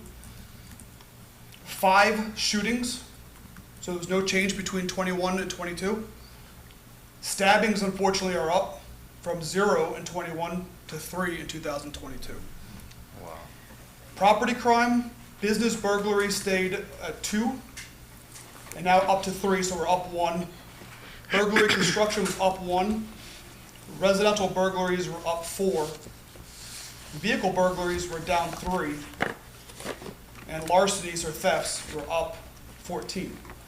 So the only thing we see kind of that would stand out as a spike in a crime would be larcenies. So when we go to the 4 or 5 year trend, I have that. I can send you all the stats. Crime stats go up and they come down. We see that there's certain spikes in crime. The only one up there that's alarming would be the 36% increase on larcenies, but there's certain things, we can't control people. A lot of times if they'll leave something in the car, they'll leave something in their yard and they walk away with it. But overall, our crime stats have stayed pretty steady and no significant increases. I would love to see homicides and shootings stay down, but they have remained pretty consistent over the years, so we're not seeing any spikes of crime or per person crimes at this point. Our activity remains up, our arrest and traffic stops are still up. Other than that, our FIRs, which we field interview reports, are up. So overall, we're having a good year. We'd like obviously the public's assistance with any homicides we get. They're still unsolvable homicides, so if we get any information, you can always remain anonymous and call the Crime Stoppers hotline. Do you have any questions about the stats? I can send copies of everything. No, just want to thank the PBSO for doing the job that you are doing. I know there are certain areas where we do have an increase, but overall, I always try to tell developers and people that are interested in coming to Pahokee that we're still one of the safest cities in Palm Beach County, and it's largely due to the work that the officers out here does. So we don't often get to thank you that much, but certainly we do feel it, and we do thank you for your service. Oh, we appreciate it. I can tell you last year, of the areas where the Sheriff's Office polices, our contract cities as well as unincorporated, Pahokee had the lowest crime drop. So we are proud of that. Like I said, crime is not up drastically where it's concerning at this point. So we're very proud of last year that the crime did drop in Pahokee significantly. So. And I know we still have, I believe, at least one missing person. Do we have any other missing person in this community that we don't know about, so where they are? Not to my knowledge. The only one is still the Worthings family, which is still being worked by the Vehicle Correction, Violent Crimes Division. So missing persons. Okay. Lieutenant, you said there's only 2 homicides in Pahokee? There was 2 last year, and up until November, we stayed at 0. We did have 2 in November, unfortunately. So there's 3 then? No, there's only 2. 2. Okay. So, is there any update on Johnny that you could give? Still active? I'll reach out to the Violent Crimes Division, see what they can give me. Usually they'll update us with further. I have not received any updates, and they're pretty good about keeping me updated. They just have not updated us yet, so. Missing persons are very difficult. I know they followed up on all the leads. There's only so much they can do at that point. It's unfortunate, but I know they are still actively working the case. Lieutenant, and I have a question because I know you got the numbers. Didn't the young guy, that wasn't this year, the guy got killed right uptown in front of the liquor store? Not Elvis by the building. That one this year? That was last year. Oh, okay, all right, thank you. All right. So, the 2 we had this year were in November. They had the one that was up the road, and then they had Telvis. Okay, yeah, I just want to make sure, it was last year, not this year, okay? That's what I thought. Thank you. Thank you.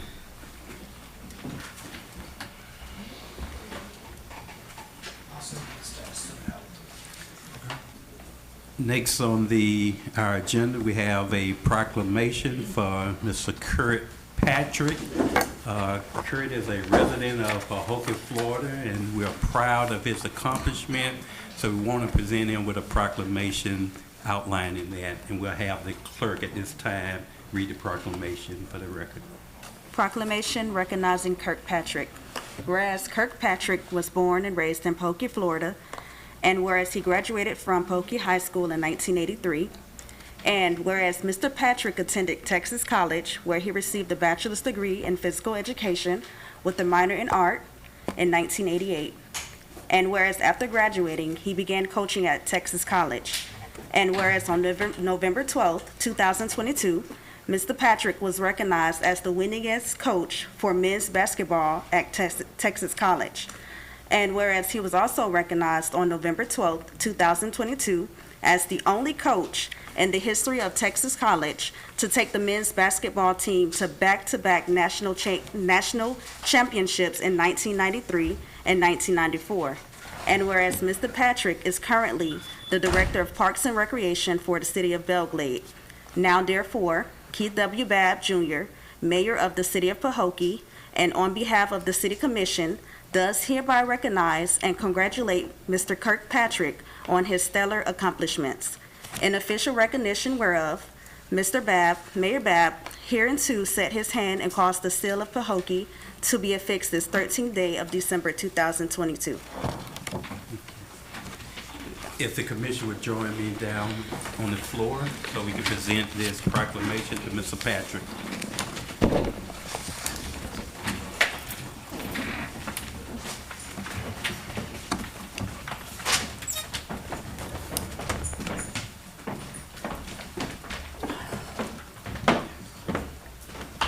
Have Mr. Patrick bring his championship ring. You know, we got law enforcement, so nobody will take his ring. Championship ring.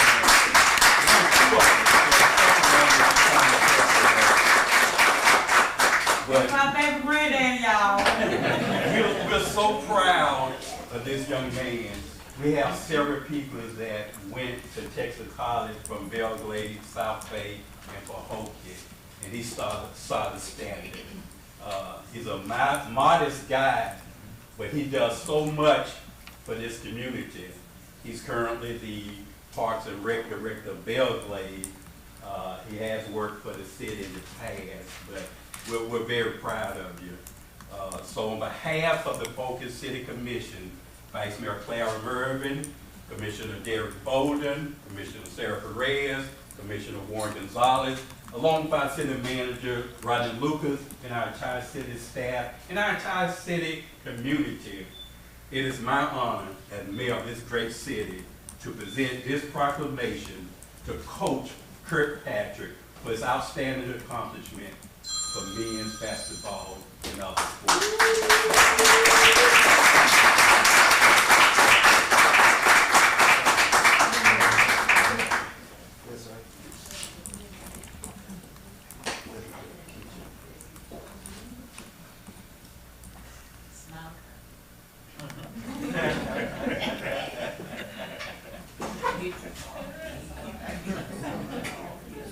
Mr. Patrick, we want to say a few words and welcome this stand to the podium. We need to get a building named after this young man at some point in time.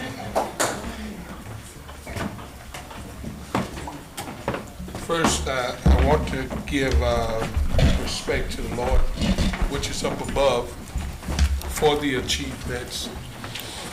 Coaches go through this kind of thing all their lives and never get a golden opportunity like this. But I do want to thank the city of Pahokee for recognizing me in this situation.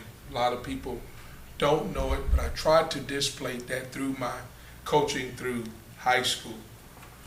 But there is a coach in here, Coach Scott knows that what we do and how much time we have to put in to develop our kids to get them to where they need to be. And I listened to Mr. Davis when he came up. We both work in Belglade. And Mr. Davis, everything that he said and told you all, he put that into play. And he works extremely hard on developing kids in this area. And I use Coach Scott for a reason, is because he has developed kids from the high school, from the city of Pahokee all the way to the high school. And that's a tough job, dealing with your community, people discrediting you, doing all kinds of things. But proof is always in the pudding. Right. About what you're capable of doing. My only success, not only just on the college level, I coached on the college level for 22 years. My success was in high school as well. We were short for taking Glade Central, winning the state championship there. So it's a lot of work into it, but I just wanted to say to this great city, I thank you so much for just thinking of little old me. I live on 206 Begonia. I love Pahokee, and this is a place that I will probably die at, right here. And I want to say to my wife, thank you so much for just being by my side through all of this success, because men know you can't do all of this by yourself. you need a good helpmate to make it all possible. And I want to tell my wife that I love you and thank you so much for all that you have helped me through. And I want to say this to Mr. Love, is that you are needed in this community in so many ways. And we got some real serious other problems that I know that you are aware of and that you can make change. I come from up under your umbrella. I went to school because you told me that was the right thing to do. And there's a lot of more work that you can do in this community. And I like to say to the mayor before I sit down is that if it's any way possible that we can put together a board to where Mr. Lucas can actually sit down and hear the concerns and see what we can do to support him and what he's trying to do. It is a challenge. It is a challenge to be able to be in this community, to not be able concerned about it and not be able to put an effort in it. Robert Love, you love this place. If anybody listens to you on your live or anyway, anytime that you speak, you love this place. Love is what love does. So sometimes he gets a little rowdy, but he's very compassionate about this city. And I know that he could do better if we've given an opportunity to at least sit down, Mayor, and develop some type of a board to where you can at least hear us. And it don't have to be everybody on this board, because if you're not positive about the city, then we don't need to entertain it. Right now, our city needs some positive improvements. That was one right there. We got a lot of things happening in our city. People are dying in our city, and people are shooting in our city. So it's a lot of areas that Mr. Love can attack, because I've seen him do it. I've seen him walk these streets to get done what needs to be done. God has called you to do those things. He has challenged you to be able to do those things. Doesn't matter about where you live at. Doesn't matter about where you live at. Don't matter about where you live at. Don't matter where you live at. I still want you to be able to come positively and help us make these changes, Robert, because you've done it before, and I'd like for you to do it again. Thank you all so much. Thank you.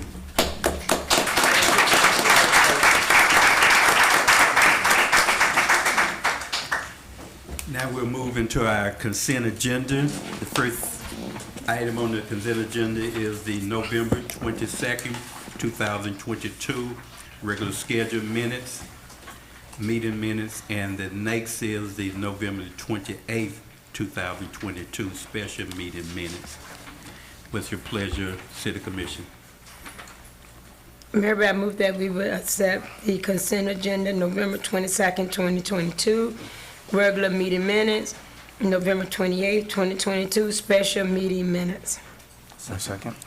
It has been moved by Vice Mayor Mervin and properly second by Commissioner Bolden for the acceptance of the consent agenda item, which consists of the November 22nd, 2022 regular meeting minutes and the November 28th, 2022 special meeting minutes. Call for questions. Hearing none, are you ready for a vote? Roll call, Madam Clerk. Vice Mayor Mervin? Yes. Commissioner Bolden? Yes. Commissioner Gonzalez? Yes. Commissioner Perez? Yes. Mayor Bab? Yes. Thank you, Madam Clerk. Thank you, Commissioners. Motion passed by unanimous vote. Next, we'll have our old business, discussion of existing activities or previously held events, if any. First is the update of city project. City Manager. Thank you, Mayor. I'll call up front Jocelyn Adams to go over the current status of projects around the city. Good evening, Mayor and Commission. First off, I want to start by saying I hope everyone had a wonderful Thanksgiving, and thank you all for just supporting us in all that we do. First, we'll start with Phase 4, the pre-bid meeting for Phase 4, which is FDOT Pre-bid meeting will be held on Monday, the 19th at 10 a.m., and that is for Phase 4 of our roads, which are from FDOT for EDTF dollars, and that's $210,000 project. Next, we have And, I'm sorry, what is that for? for the resurfacing of, we have 5 roads from 3rd Street from Carissa to to South Lake. We have Buddy White, we have Daniel Place, and 5th Street, West 5th Street. Ms. Adams, could you state the date again, the date? Yes, the pre-bid meeting is scheduled for this coming Monday, the 19th at 10 a.m. And when was it advertised? It was advertised, it's still, I believe the advertisement is still running in the Palm Beach Post. I know, but It's when been running was from, it? When- it's been running from 2 weeks ago. I believe it's 2 weeks ago. The advertisement runs for 21 days in the Palm Beach Post. Next, we have East Lake Village project. That project will resume mid-January. The contractor is Rehoboth, and MDO is the engineer. That is FDEP funding. That's $750,000 that we received from FDEP, and that is a reimbursable grant. So we have to pay our contractors before the money is reimbursed. And the Rehoboth has submitted in their updated cost, and that cost is $553,637. I'm sorry, $553,637. That's additional? No, that is the new cost. That's what it will cost to complete the project. And how much have they been paid already? They have been paid, we recently issued them a payment for $60,000, and so it is about $150,000 that they have been paid. And can you tell us what work they have done so far? So as of last year, because they have not been working they did not work when I lost my position last year. They were clearing the drains. So the drains have been cleared in East Lake along Amaryllis. They flushed those lines, and so nothing was done. They have been on hold. So if the community has dumped, if there's been drainage clogs, it will look that way because no work has been resumed.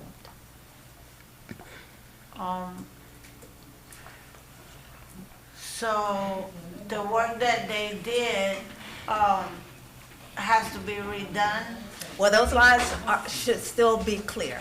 The lines along Amaryllis should still be clear because you will notice we haven't had major rains, but there has been no flooding, no overruns. There may be still some clogging and backing up in East Lake Village, but that is also contingent upon if the canals and the water levels in the canals are too high. We rely on East Beach Water District to lower those levels, but also we do have dumping out there that has occurred. So with that dumping, it does cause those canals to flood. So there are sofas and beds inside the canal now. Yeah, but, I mean, do we not have a project manager that should have overseen that should have, maybe taken some steps to... I was the project manager for the city, the engineer, so if there was no one to run the project for the city, to oversee the reimbursement, to make sure those contractors are working, to make sure that our engineer is out there. They weren't gonna go out there and do any work for free if they were not getting paid. So no one was in the position to do that. And let me ask you this, so you were the one that were in charge of the grant, right? You're the Yes, one ma'am. that issued the grant. It's my understanding that the person that issues the grant cannot manage the grant. What do you mean by issues the grant? The grant was issued from FDEP. Yeah, and then you did the bid. You handled the bid. process? As part of the position that I held before, as a Community Economic Development Director, I managed the project. I oversaw all the grants for it. I wrote grants as well. There is no law that says that project manager cannot be a grant writer. Grant writer can't be a manager. It depends on how that job description is written. I'll read the statute again, because I thought that was the understanding.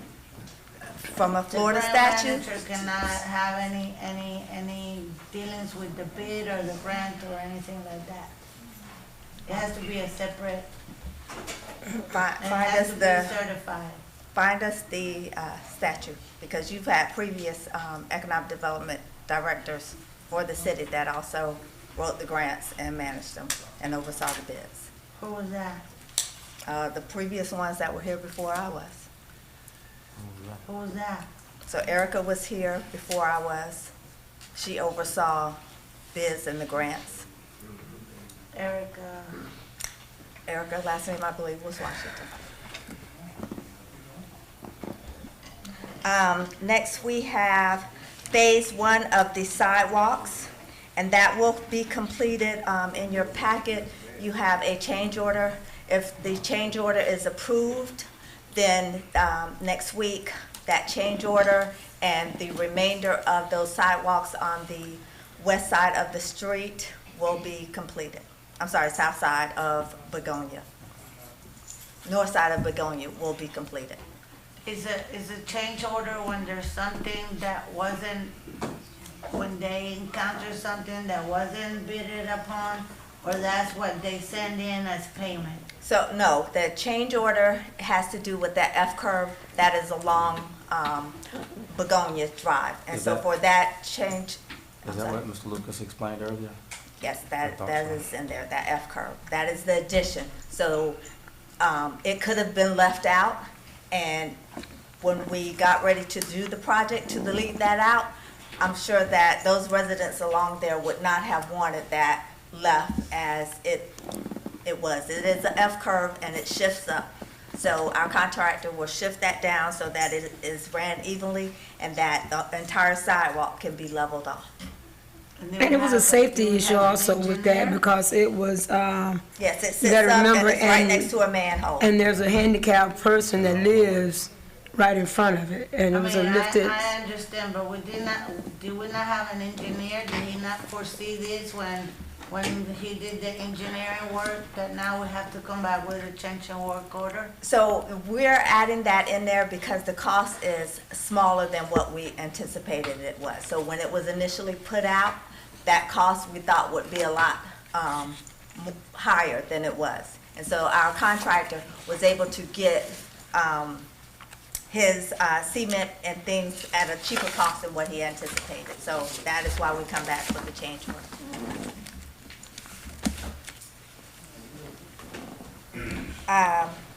No more questions? Next, we have the old house. There is, in your documents, also a contract agreement for project 647, which is the old house to be demolished on Bacon Point Drive. And so with that. Excuse me a minute. Am I supposed to recuse myself on this? I'm just doing project updates. Yeah, there's no vote or nothing. There's no vote. Just giving project update. So with that, hoping that if the contract agreement passes, then they will begin work into December, beginning of January. And next is the MLK Park. So once we have our engineering firm, we can move forward with the scope of work that we'll be able to use to put out for bid. And what was that? MLK Park. That is the FDP funding for $250,000. What's the status on that? So once we have solidified what we're doing with the engineer, we'll be able to create the scope of work and then be able to move forward and put out a bid. So we have to We need first the engineer for secure the an scope of work. engineer.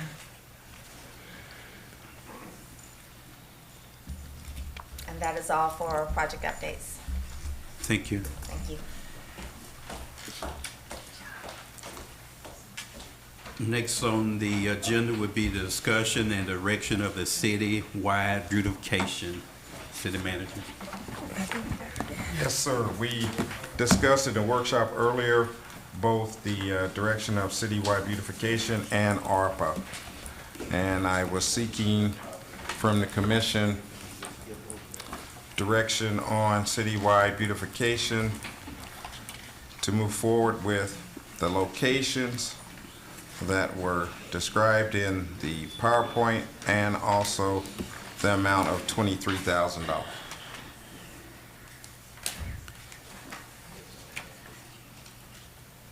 City Commission, City Manager Jackson, for any recommendation on any deviation in the location of the items that was discussed in the workshop, and also your confirmation of the $25,000 cost that this project would cost the city.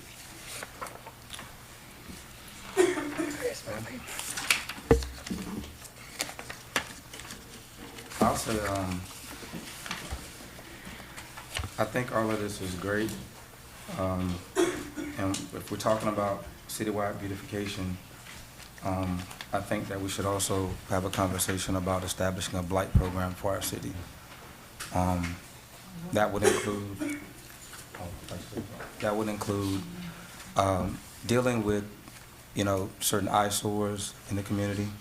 Also, certain code enforcement things that we may need to address in terms of abandoned vehicles or vehicles that are non-operational, things like that. So when I think about city beautification, I think this is great, but I think we should also look into having a blight program and maybe probably even tighten things up, as other cities have.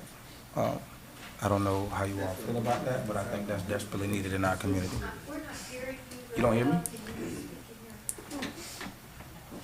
I was talking about a city blight program. Like I said, other cities have it. It's how you kind of clean up the city. Any cars that are not operational, we have code enforcement site, give residents enough time to, remedy that issue, things like that. I think we need that all over the city. And maybe even get a bit more strict with our code enforcement so that we can make our city look like it's supposed to look. Yeah, I think that's a great idea. I believe, if I'm not mistaken, we have something, if not that, very similar to that. It even calls for painting of your house, Every 5 years. pressure washing, and paving of the driveway if you're a business. So we do have that, but we definitely need to look into it and see if it's enacted, make sure it's become acted, and so we can help clean up the city even more than what it is now. I think you need to look at the cemetery more than once every 2 months. The cemetery it's a graveyard. It look like a cemetery. The cemetery look like a graveyard. It ain't looking like a cemetery. We need to look at that more than every 2 months. Speaker. Okay. What? So we're looking for some direction as far as the approval of the plan, and Commissioner Bowling, we can actually incorporate a blighted program in there if we don't have one in effect. And we also have to include the cost if there are any opposition to the amount that we're spending to try to help beautify our city. So if someone can put that in the form of a motion, we can entertain it. Make the motion, vote.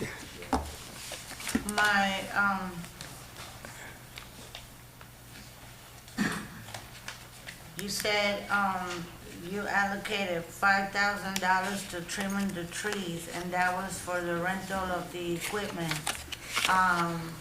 So that's just for the rental. Who's doing the work? Staff would be doing the work, but if you recall, Mayor made a suggestion of us putting it out to professional services from a safety perspective. So we have to go back to the board on that. $5,000? Well, we have to bid that out to see what numbers we come back with. So at this time, we probably wouldn't be able to approve the cost of this project until you come back with that additional information, unless we do a motion as far as doing the beautification with a price tag of no more than, say, $30,000. I'm just using that as an example. That way he won't have to come back unless it exceeds that cost, then we'll have to consider it at that time.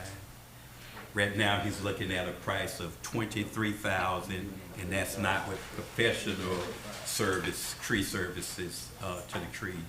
Well, I don't feel right in approving money until I see the cost.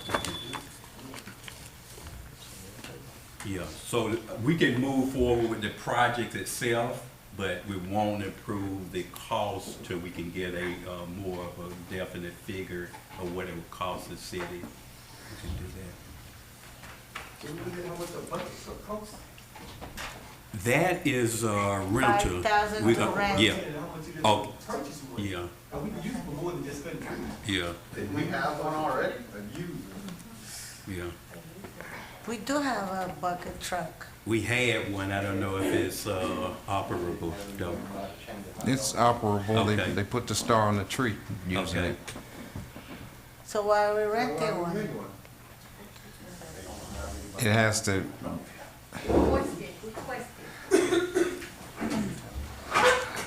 we still have one more step of repair to do on the bucket truck. Okay.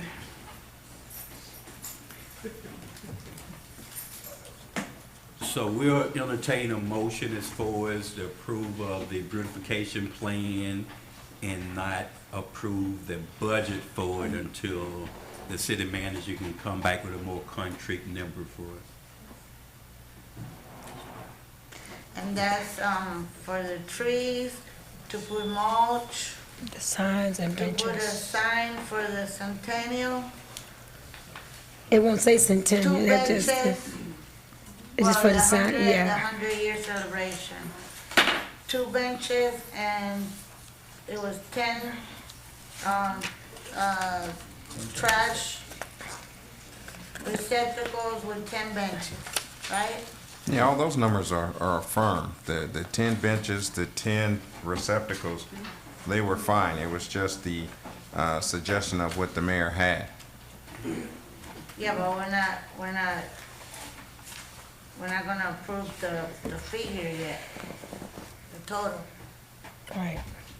Excuse me, on your agenda, can you add the beautification of the cemetery?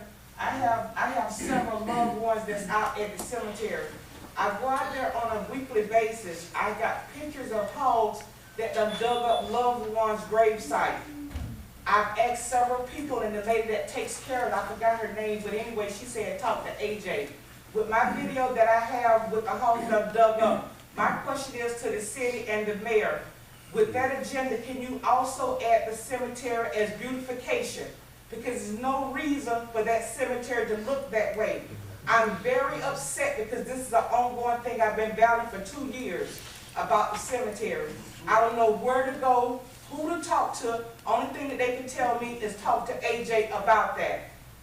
That's unacceptable. That AJ Ball right there. That's unacceptable. That's unacceptable. So, Mr. Mayor, only thing I'm asking, you said beautification. My question is, as a resident of Pahokee, and I have loved ones that's out there, can that be added to your agenda about the beautification of the cemetery?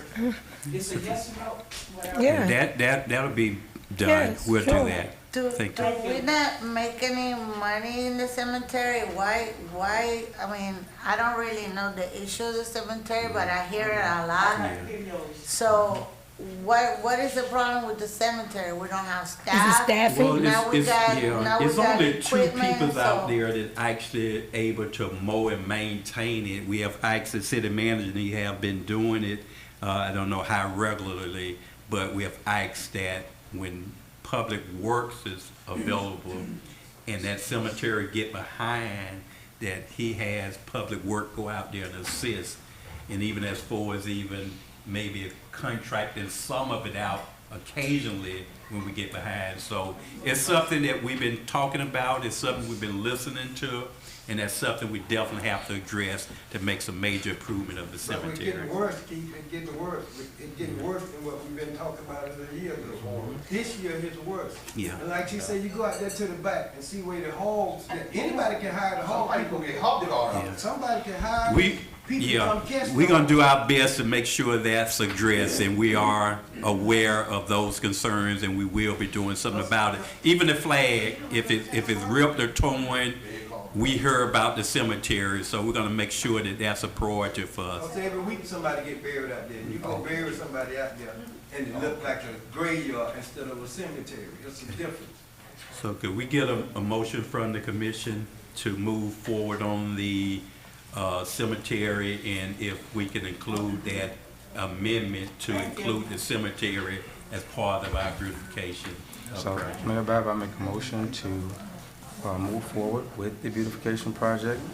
Of course, that we have to approve the final cost of it, and also include the cemetery as well as the blight program. And what would the beautification of the cemetery include? What would be included in that? Maintaining it. All you do is just make sure it's cut, maintained, weed. They should That always. should be done anyway. I know, but I'm just saying maybe you could put a bench or two out there. I don't know. But Right I'm now, just it's saying. coming from the commission as a priority, so staff now would know that that's something they're gonna make sure happen, that cemetery is in better shape What's than our it staff ever there been. now, and what Mayor, do they do? The district director of hydraulic supplies left word with me that if the city needs anything hydraulic related to get with me, and I will get with him, and we will have it at no cost. And that may include, like, as stated, we may have to do something about the wild hogs out there. But my question is, what is the staffing and what's their responsibility? Are they supposed to You need to hire mow more the staff. grass, take care of the hogs? Right. That's what somebody said. I'm just giving it to you. They only have 2 people out there. Yeah, I think bottom have line more is than a It's staffing staffing. problem Yeah, too. staffing. With 2 people, and you look at the acreage of the cemetery, it needs probably more than at least 2. Nobody getting paid right. Everybody quit when they ain't getting paid. Okay, we have a motion on the floor to include the cemetery as part of the beautification project. It has been I moved by second it. Commissioner Bolden and probably second by Commissioner Gonzalez. I didn't hear you say Call that. for questions. Hearing none, you ready for a vote? Roll call, Madam Clerk. Who's second, Perez or Gonzalez? Gonzalez. You ready? Commissioner Roll call, Bolden? Madam Clerk. Commissioner Bolden? Yes. Commissioner Gonzalez? Yes. Vice Mayor Mervin? Yes. Commissioner Perez? Yes. Mayor Bab? Yes. Thank you, Madam Clerk. Thank you, Commissioners. Motion passed by unanimous vote. Okay. Mayor Bell, and when this come in effect, can y'all let the citizens of Pahokee know? Because here's another one. Y'all said y'all was gonna be transparent. I ain't seen you on Facebook in a long time talking about letting people That's know not something. city. Be transparent this time. Let somebody know Okay. when this come in. Okay. Because like this thing's happening and nobody's showing up on Facebook to say anything. I'm talking about commissioners. Yeah, don't I see tried, y'all on yeah, there. events and things like Yeah, I that, see I you try get pictures and all to, that, but I'm yeah. talking about when something happens, come on there and say, this is what's happening. Like the League of Cities the other day. Nobody knew it. Everybody, Robert Love stay in Palm Beach. Yeah, I posted that too, before and after, but we try to make sure that any events we're having in the community, they're posted and everyone hopefully is aware. But we'll do a better job in doing that also. The next is the discussion and the direction for the ARPA funding. City Manager. So in our workshop, we, through the public communication, have amended this document some here. So I'll go through this. The total was $1,530,000, and from the public input, the splash pad, we moved dollars around so that it would be $300,000 there for the splash pad. Reduction in affordable supportive recovery home repairs, that we took $100,000 from there. From COVID prevention, we took another $100,000 from there, and then $80,000 from business grant to make up that number. Was there anything else, Miss Peggy, I missed? The thought it was 50 from the business. And you're missing 20,000. Yes, and then there's 20,000. Tell her to come to the mic. It was 50 from the business? Yeah, that's what she said. From which one? Which one? There's 100 from the Affordable Recovery Home. Yes, which brought it down to 150. And then 100 from the COVID prevention treatment. Brought it down to 125. And 80. 50 from the business grant. I thought it was 80. It was 80. It was 80 from the business It was grant. 80, which gave you the 300. I thought you said 50. It was originally 50 and then went back and took the additional. I'm still missing 20,000. Where's the other 20,000? No, it's 300. For the audience purpose, what we're discussing is the American Rescue Plan, our funding for the upcoming ARPA, upcoming year. We had some figures, and there was some conversation during our workshop that we needed to really put focus on the splash pad, which has been out of for several years. So what we're doing is trying to transfer monies in part of those categories so we can generate enough funds to make sure the splash pad is there. That's okay. Splash pad only serves 5 years old and below. What about other kids? They can't go stay up in a splash pad. Yeah, the pool is definitely gonna be a priority for us, but the pool is gonna be millions of dollars. It's nowhere around that. We're talking about several millions, so at least a splash pad, you can get that up and running, but that's don't take away from our desired need to have a pool. That's something we're gonna pursue really, really vigorously. Have we even looked at the cost of the pool? Because we're saying millions, Just but talking, though, we ain't got no worse. We ain't got no money neither. But we got $3.2 million. I heard y'all talk about all the places the money gonna go, but except to the people in the community. Because I hear in Belgrade, people get money to fix their houses. I hear in the South Bay, people already get money Yeah, to fix their houses. we have. But here it is, December the 13th, and we talking about a workshop. Why they don't so far ahead of us? Because I remember being here, and it was a board that you all had done got to be over this ARPA money, but not all of a sudden we to this, this is what I said gonna happen. See, that's what they're never supposed to do. Yeah, We have, Mr. Love, we have a plan. Part of that, what you're talking about is in the plan to help with housing rehab and all the other businesses that we're gonna be looking at and residents as far as, whatever they may need. Why we so far behind? If they already giving people the money in Belgrade and South Bay, and we been had the money.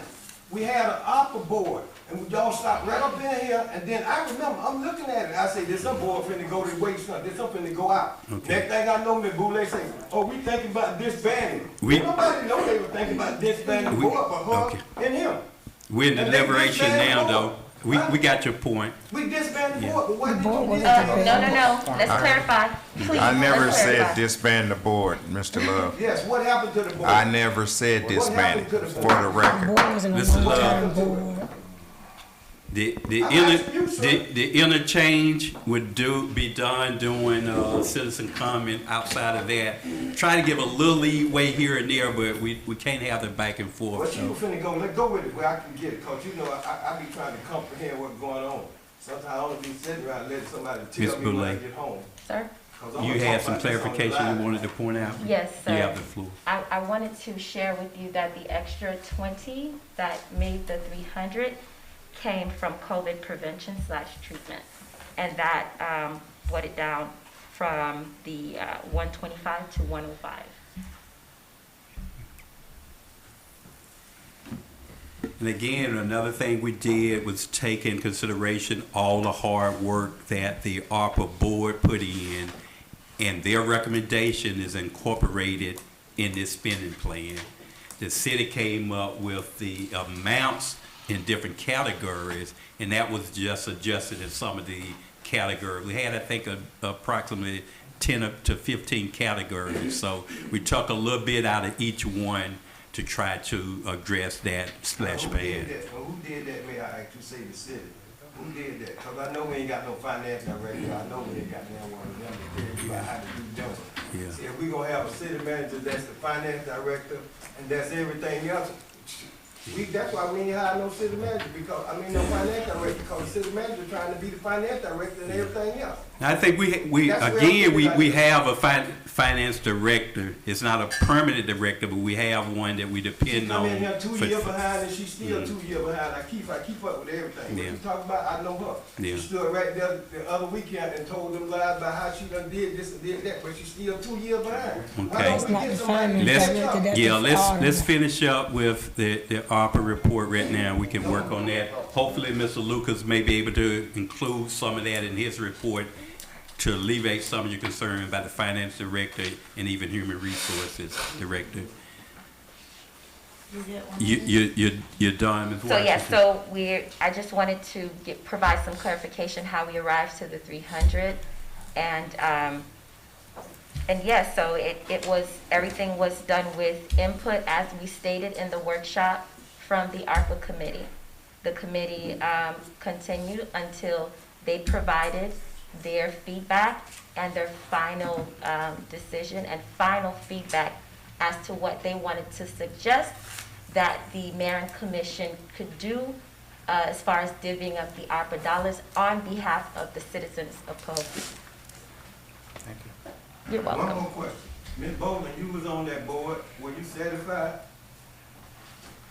Ms. Bowman, you was on that board. Were you satisfied? Did you say you were satisfied? I'm satisfied. Okay, you good. Okay. Yeah, I'm good. At this You look at me point, like that, man. You got the wrong one. what do you need from this commission? We made the adjustments to include the funding for the splash pad. Are you looking now for a motion? What are you looking for? Before you do that, is there any way that we could look at the numbers on the pool before we decide? Okay. Because he does have a point. If 5 years from now, we're gonna start having problems with the splash pad, and that's like for the younger kids, but if you have a pool, you know, everybody could enjoy it. And you know how I feel about a pool. I agree. And we Mr. have support from the school board. We do have support from the school board, and I believe I could get support from the county. We'll get the city manager to have Mr. Carlos look at some figures and some quotes for building a pool. At least we'll have the numbers. Now, would this be at Commission Park? And that's another thing we had to figure out, Commission Park or Okay. The cost shouldn't vary that much whether you have it at Commissioner Park or what's the other one? Martin Luther King Park. It'll at least give us a amount that we know they're gonna take to build a pool. And I can tell you now, a pool to build is gonna be several $1 million. So we kinda have that, I just don't know how many millions, but I know it's gonna be in the millions. Not saying we won't try and we won't pursue it, but just know it's gonna take a The while. last time that we entertained it, we didn't have any money to bring to the table. Now we have money to bring to the table. So, I mean, we cannot ask everybody else to pay for our things. But if we have money to bring to the table and we cannot afford it, I'm sure that, you know, everybody else would. Could we partnership with the county? Like what they did in Belgrade? They put the pool, the water, park, everything. Yeah, we're trying, we're working on that. We're even looking at them possibly to build that pool at Roden Park. Yeah. Not Duncan Park, I'm sorry, right in Pahokee. And they have the land to do it. The county can do that. They build one everywhere else. Yeah, If the city can't afford it, then we should, Yeah. pursue the county. yeah. Ms. Bolden? Yeah, when that's a lot. Yeah, they roll up. I'm gonna name it after you, and I'm saying. So at this point, what would be the motion now to move forward as far as the funding? You can amend the motion and say that, we won't make a final decision on the splash pad until we get the figures for the pool, which I don't think gonna make a whole lot of difference. You're gonna either, I mean, it's still 300,000 we're talking about that could be added to the cost of the pool, so, But then we have the other 1.5 for the next year, okay. so. This is my last question. We got a lot of, Last question. When these people gonna hear something about when they can get some ARPA money? Like I said earlier. that's why we're trying to pass this so that the money for I us, thought they should have been getting money first. The people, the citizens. they're right at the top. They're right at the top. If we can get this approved, money should start being distributed at a In quick July, date. in July, August, when? Cause I know January right around the corner. I'm just. All right, you need to let us finish this so we can get it done, and it won't be July or August. I can almost guarantee you that. That's 6 months. Well, so Mayor Bad, that's you not need gonna it, you happen. need it, you need to make sure, I got gas. make sure you make that correction, that it's not ARPA money like they're getting checks. This is not stimulus money where resident gets checks, so you need to make that clear. We already know. We already know. We already know what you I'm- say. What y'all Mr. Love, I'm just putting it out there, making it clear for everybody. Put Could- some applications out and then see who gonna sign up. Could we get a motion to approve this plan pending doing anything with the splash pad until we get a figure for the pool to decide whether or not we want to not do the splash pad at this point and put that money into a building a pool? It's gonna still take quite a bit of more money than what 300,000 can do, but if someone wanna make that motion, we can try to move forward. Yes, Mr. Washington. Mr. Mayor, Yes. we need to qualify this pool because just like we got variations of opinion down there, over there, are you talking Olympic size pool? Are you talking regular? Okay, it matters because you're gonna come back and y'all gonna complain. So what size pool are you seeking for me to get figures on? Like what they have in Wellington, like what they have in most municipalities. And the thing here is that we could partner with the Palm Beach School Board and it could be used as another sport. We'll have a swimming team. Go down there and build it, ask them how they Come got on, this. Love.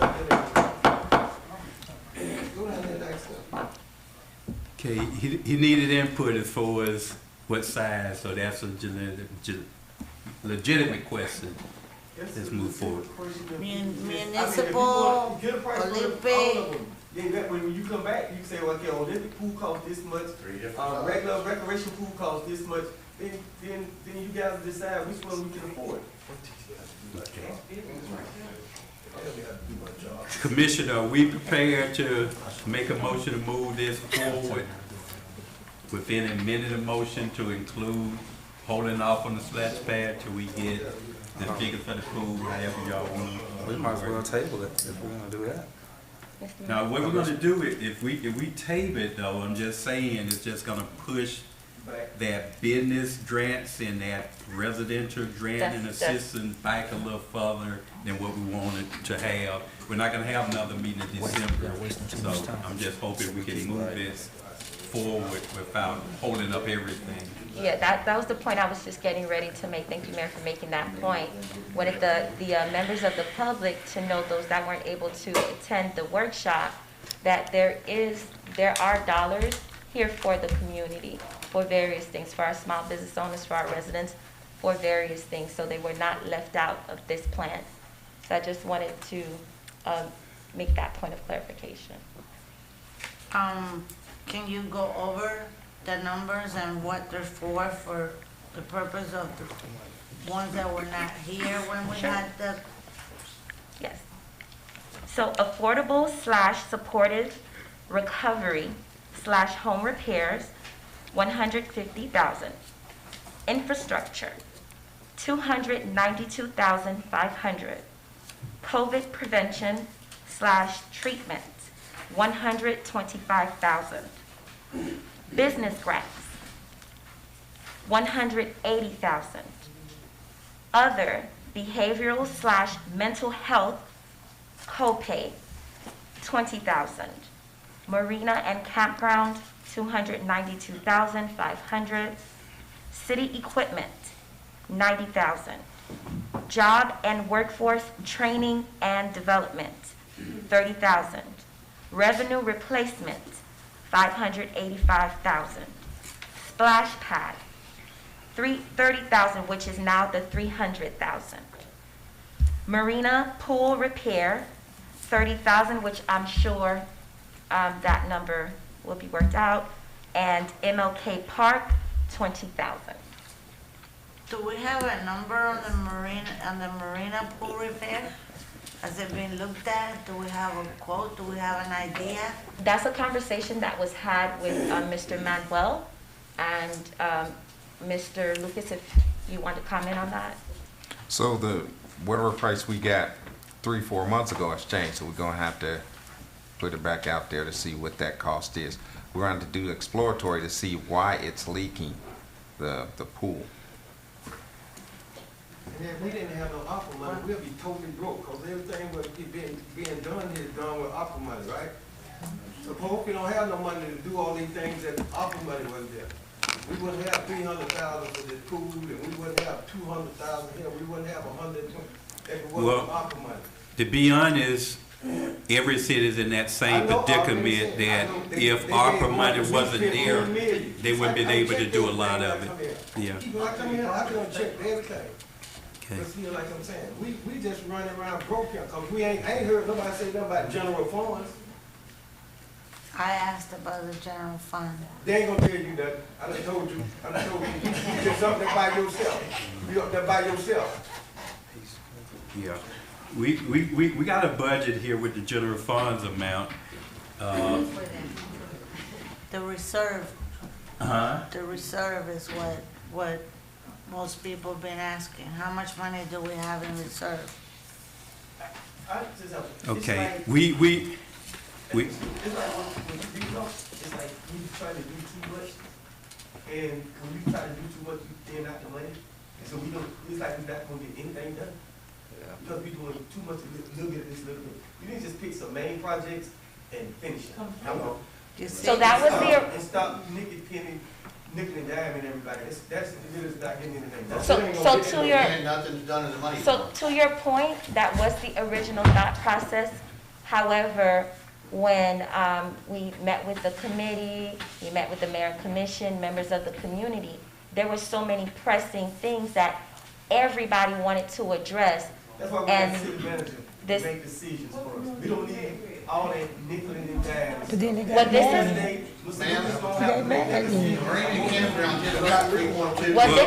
is. This is why. Sam, This is why we're here. let's everybody stay under control. And I'm gonna make this point, the city manager, as far as the dollar amount, he have made that decision.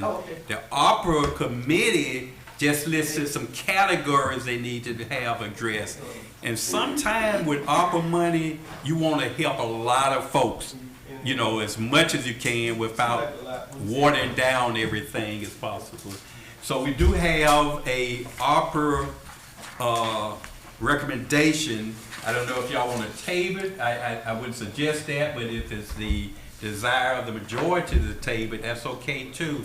But if we don't approve some of these things, it's gonna sit on the table another 2 weeks or so. Okay, my thing is, okay, we have $150,000 for home repair.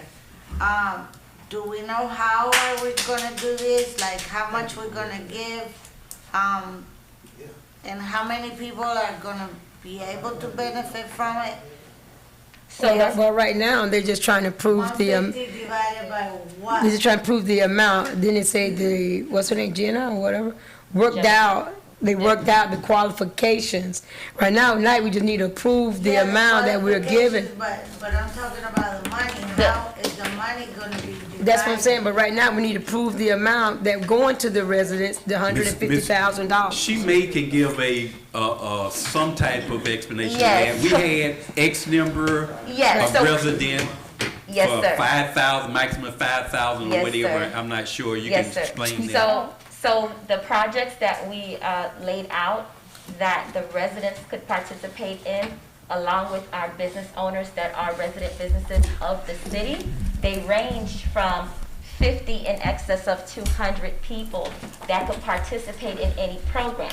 So now that these numbers have changed, we have to redo the math and redo the figures and say, okay, is 250,000 reasonable for this project?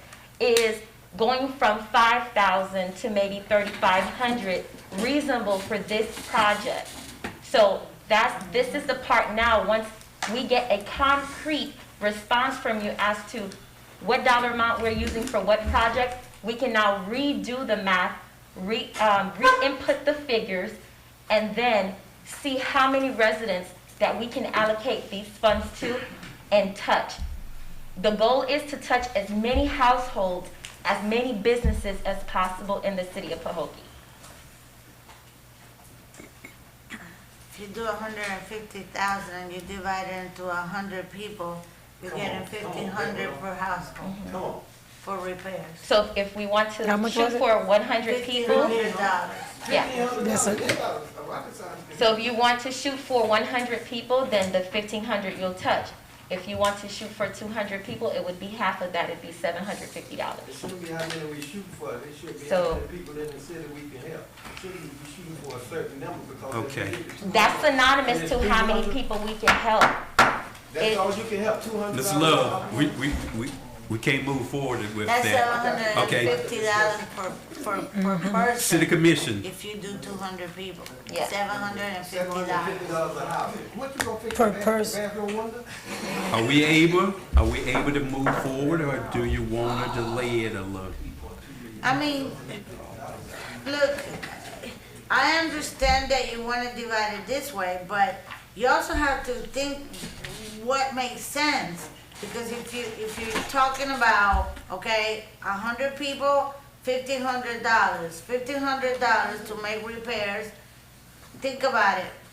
What repairs are you talk about windows, you talk about roofs, I mean, all that stuff, windows, you gotta replace it with hurricane impact windows. And the least you're gonna pay for one window, it's about $300. So to your point, that's why considering decreasing in certain areas and increasing in certain areas will allow you to touch as many households with a nominal amount that could satisfy some of those needs. But we're not talking about increasing the people, we're talking about. No, increasing the money. amount, that's what I'm saying. So let's say you, instead of doing 100, you do 50. Going from 100 to 50, you're multiplying that, so now it's $3,000 in each household versus it being 1,500. So You understand what I'm saying? So, Commissioner, you want to define how much goes to per household now, instead of us bringing it back. I would like us- to know, because if it doesn't Well, make sense, well, is you the know. number 5,000 more suitable? Then it's only 30 households. What's your number? Is your number 1,000? Is your number 5,000? It's simple that you done throw it over there, ain't but But, I mean, I was talking to the Why you commissioner. didn't take- I know, I've been talking to you. Commission- $3.2 million. Also keep Look. in mind, 10% of that 320,000. I understand, but this- Y'all won't take 10% of 3.2 million and give to the This is not a workshop though, sir. I'm gonna try to give at times a lay input, but this back and forth we can't allow. We want to be respectful to everyone. Are we at a standstill, Commissioner? Are we able to at least prove some type of budget and allow staff to come back with some numbers that will reflect our desires so we can move forward? this is why I think that it was important, once the committee made their suggestions, to have a town hall meeting, go through them, let the people have the input, and we wouldn't be having this kind of discussion in a meeting. Because the money is for the people. I would say this though, I don't think any other community in other cities and did as much as we have done to include our citizen in this process. I don't see that happening. Even down to every grant we get, we talk about transparency, every single grant we get, we put that figure out to this community. I don't care whether it's parks or rec or whatever it is, we tell you how much money we got and how we're planning on spending. It's just an open process. So we can continue to have town hall meetings and have input, but at some point, if we're gonna move this forward and allow the resident to benefit from some of these funds, we got to prove something. We got to move this needle further than where it's at now. It's at a standstill. And we're this close to at least getting some money in the hands of our residents and our businesses. That's not no money, Mr. Bell. That's not no money, Mayor. Because But- let it stay at a standstill and then let the people come together. You saying that everything that you've done, it shows, but like Sarah said, let the people. But the people did do it. We formed a committee. They are representative of you all, and we did it. We doubled the normal size of our committee from 5 to 10 to 11. We gave the community some input in everything we was trying to do. But at some point, you have to allow the commission and your staff to finish and move it forward. I mean, we can meet, we can have input, everybody's gonna have a different opinion of what needs to be done. That's why you bring a committee together to narrow it down so that we can have some ideal of What what about this if we community take the wants. COVID prevention treatment for the shot? Why don't we put that into the home repair and give more money to the people? I mean, they've already gotten $150,000 for taking the shot. And they've received COVID, money, they've received money to pay their life. If we wanna help people to repair their homes, you know, take that 225 and put it with the 250 or the 150. So that would take it up to 275. And at least, you know, do $5,000 per repair. Now, there's another issue that to do this, the way that they wanna do it is that you have to use the city engineer or contractor to go visit, make sure that you qualify for your repair, and then the repair is done by the city contractor. So that's another thing for you guys to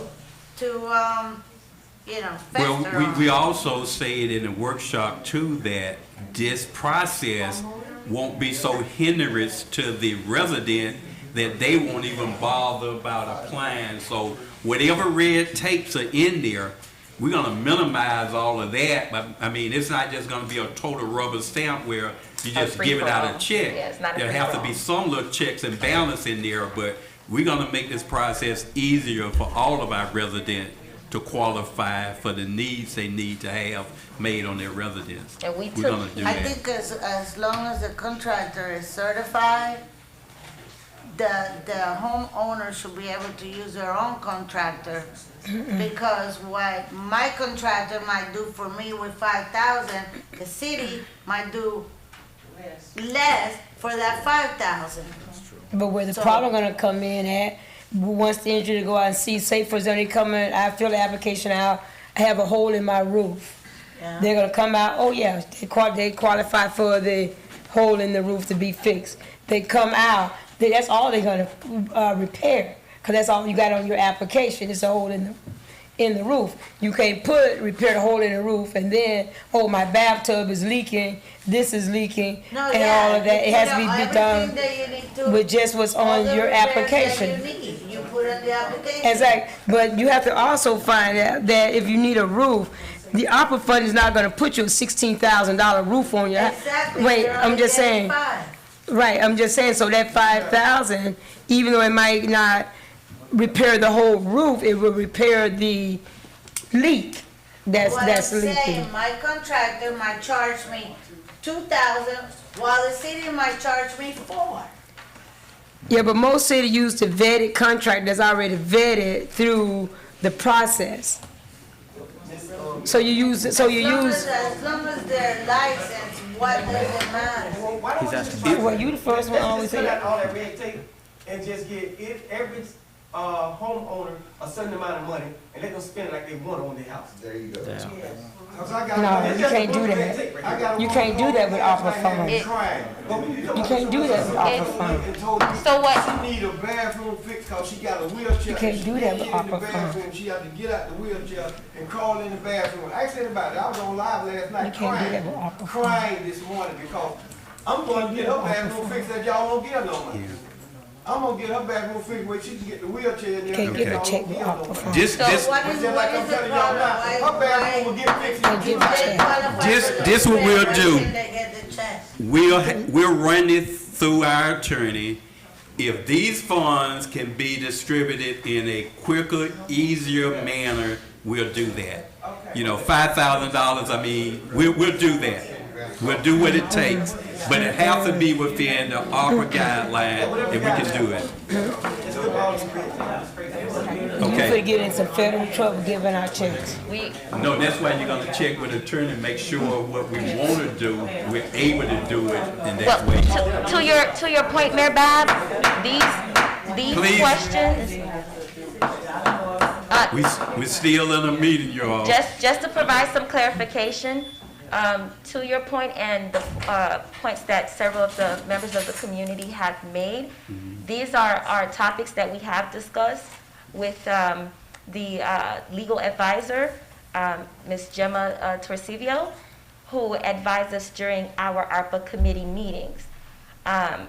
We have tried to minimize, as you stated, as much red tape as possible.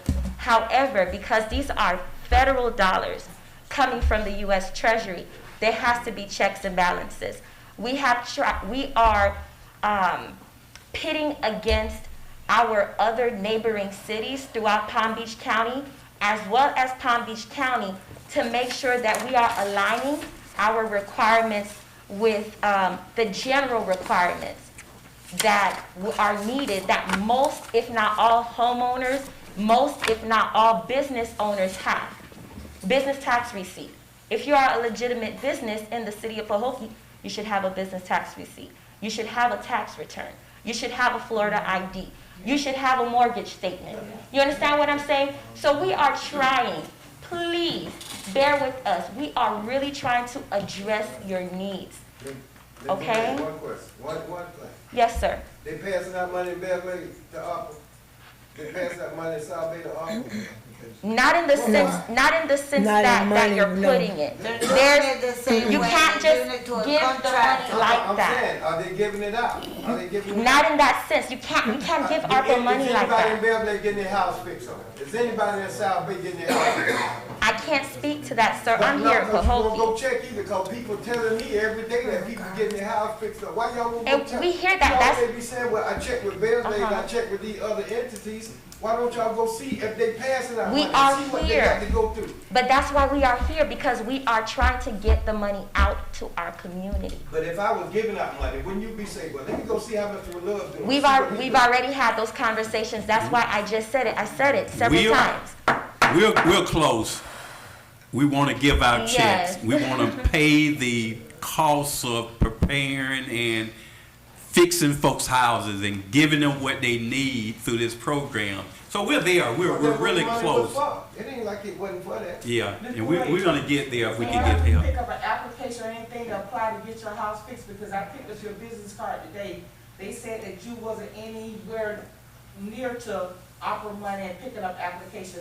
My question is, as a resident, do you have to pick up an application to qualify to get the ARPA money to get home repairs? All of our programs that we will have throughout the ARPA process will need an application. Where are the When can you pick up the applications? application? Once- Was it 2 months from now, 3 months from now? Because I did come up and got your business card. The front desk said they had no knowledge, I'll have to speak to you. So my question is to you, once the applications are ready, could you make that known to all the residents? Of course, yes ma'am. It would go on the city's website, it will go on the city's social media page. We will announce it here at our mayor and commission meetings. We will put flyers out throughout the community. We will do our due diligence Everybody watch their to make Facebook sure. page. Tell them to put it on their Facebook page. They even put nothing else out there. Like I said, they said they were gonna be transparent. Post a link. You're not transparent, Keith. You're not transparent. You're not transparent. You're not transparent. And so to your point, Mr. Love, stop by. Get the flyer posted on your page. Regular, not. When I've been trying to get into this, Ms. Boulay, you're gonna get tired of all this. Never, Okay. never that. Never that. I Commissioner, welcome can we it all. find a way to expedite this by some type of vote that we can begin to getting this money into the hands of the people that need it to be able to prepare and replace? Yes, sir, that their would be home? great. The body of the programs are in place. We just need the okay so that we can properly put whatever language that is left to be put in place, whatever dollars that need to be assigned to the programs. All we need is just these major logistics so we can go ahead and push these applications out and get this money out into our community. Okay, so I'm asking one more time for as a In a timely commission, manner. could we get a motion to move forward with some of these projects? If we can't, I understand that, but if we can, let's do it, if we can. What I'm saying is this, we have a list of the things that we wanna do and we have a total amount. The issue is, the amounts for each category. Cause, you know, we have to figure out if the money's gonna go, for the people and like I said, that COVID prevention, if we could move that money to the top for the home repairs. And then my other issue is, So I let don't- me ask you a quick I like question. when I- Let me ask you a quick question. Are there more homeowners or is there more renters in Pahokee? So if you move all that money from COVID management and you only got 50 people in home ownership and you got 200 people that rent, it's going to be a problem. well, let me tell you this, you know the 50 people that you said that are homeowners? Most of them have old houses, most of them are elderly people that have owned their house, that their house is falling apart, that they're disabled, that they cannot afford to make It's more than 50 the houses. repairs. It's more than 50 houses. It's more than 50 houses. We got at least maybe 350 or 500 houses. It's quite a bit. I don't know the exact This man number. is sitting up and making a statement like that because he's not from here. But the COVID prevention, I mean, COVID, every prevention that was to be done is already done. Let me find it. And they've gotten money for that. People get sick all the time. Okay, so we're gonna give $150,000 per home. So I just, we should come up on this. I don't want it to take longer, but If I that's a guess motion, obviously just we say don't- it. We can live with it. Just gonna push it back a little. But Okay, then I'm I'll gonna put get a into motion to January. table it. Keep in mind, if you're doing 50 people for the 275, it'll put each homeowner at $5,500. You don't know how many people gonna sign up. You don't know how many people gonna have an application, but y'all gonna stop at 50? We will have to because that's how you're gonna fairly distribute the funds. money that you're gonna allow. Like I said, y'all gonna put the people, y'all gonna put everything in front of the people. $125,000 out of $3.2 billion. It's not 100, it's 275,000. 10% of $3.2 billion is $320,000. Why y'all can't give the Okay. citizen 10% of that money? Because there are other areas within this budget that addresses the citizens. So, Mr. Love, Ms. Washington, sir, I have a motion on the floor yes. to table. I just need to know whether there's a second. If not, we'll move on and try to get this passed in some means. If not, we can table it. I'll second. I thought, okay. Been motioned by Commissioner Perez and properly second by Commissioner Bolden to table this item to our next regular commission meeting. And So that I would means- like to even amend that, in the interim, we would have a town hall meeting There you that go. include There you go. public That's what I was gonna input. tell you. Thank you. There you go. Next meeting in January or something, and people gonna be still looking. But we're gonna have a Workshop. I know. workshop before A then. town hall, that was y'all. Okay. Yeah, town hall meeting before that. Call for questions. Hearing none, are you ready for a vote? Roll call, Madam Clerk. Commissioner Perez, Yes. Commissioner Bolden, Yes. Commissioner Gonzalez, Yes. Vice Mayor Mervin, Yes. Mary Bab. Yes. Motion passed by unanimous decision to table this decision to our next regular scheduled meeting. In the interim, we would have a workshop, a town hall meeting to have additional input by our citizens. They ain't here tonight. Okay, next on the item, we don't have any public hearings. We do have several resolutions. The first resolution is Resolution 2022-63, City Attorney. A resolution of the City Commission of the City of Pahokee, Florida, for approval of change order number 16 to Resolution 2021-02 pertaining to the Florida Department of Transportation FDLT contract G-1753 FM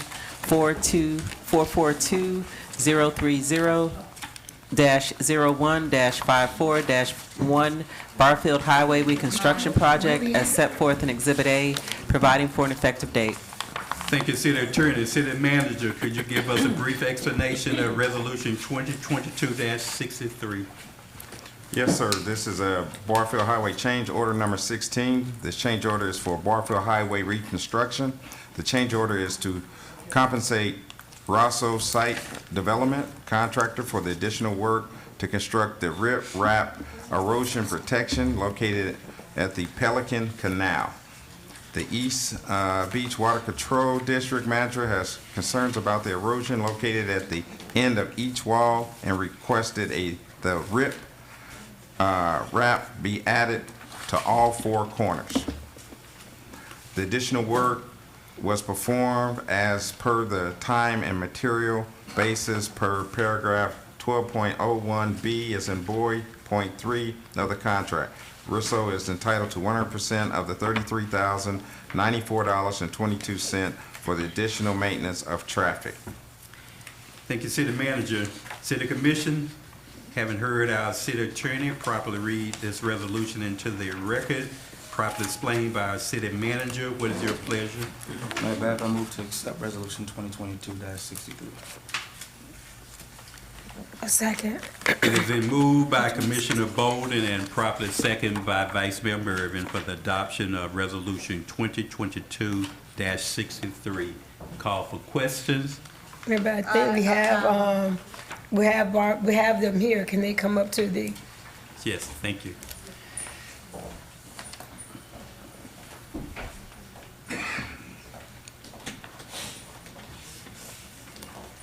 And before they get started, so we can please clear it up, can you please, give them where you at on the project? You know, cause you always hear that you're not working, they just take it off work. Can you please give update where you are on the project and day to day? Okay, so you want a status update on the Yes, the please. project? The contractor is currently working on the contractor is currently working on water line installation for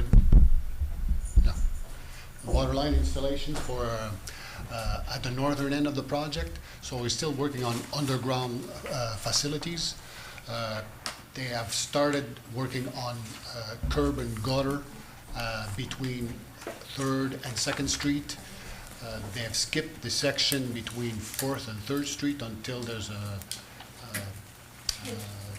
conclusion to the sanitary sewer revision with Palm Beach County. They need to agree on finalize a price. We have a new plans to change the sanitary sewer in that area, and we are currently negotiating with Palm Beach County to finalize a price proposal before the contractor tackles that section of the project. And the drainage as well, yeah. But this is for riprap. Okay, let's take a step back now.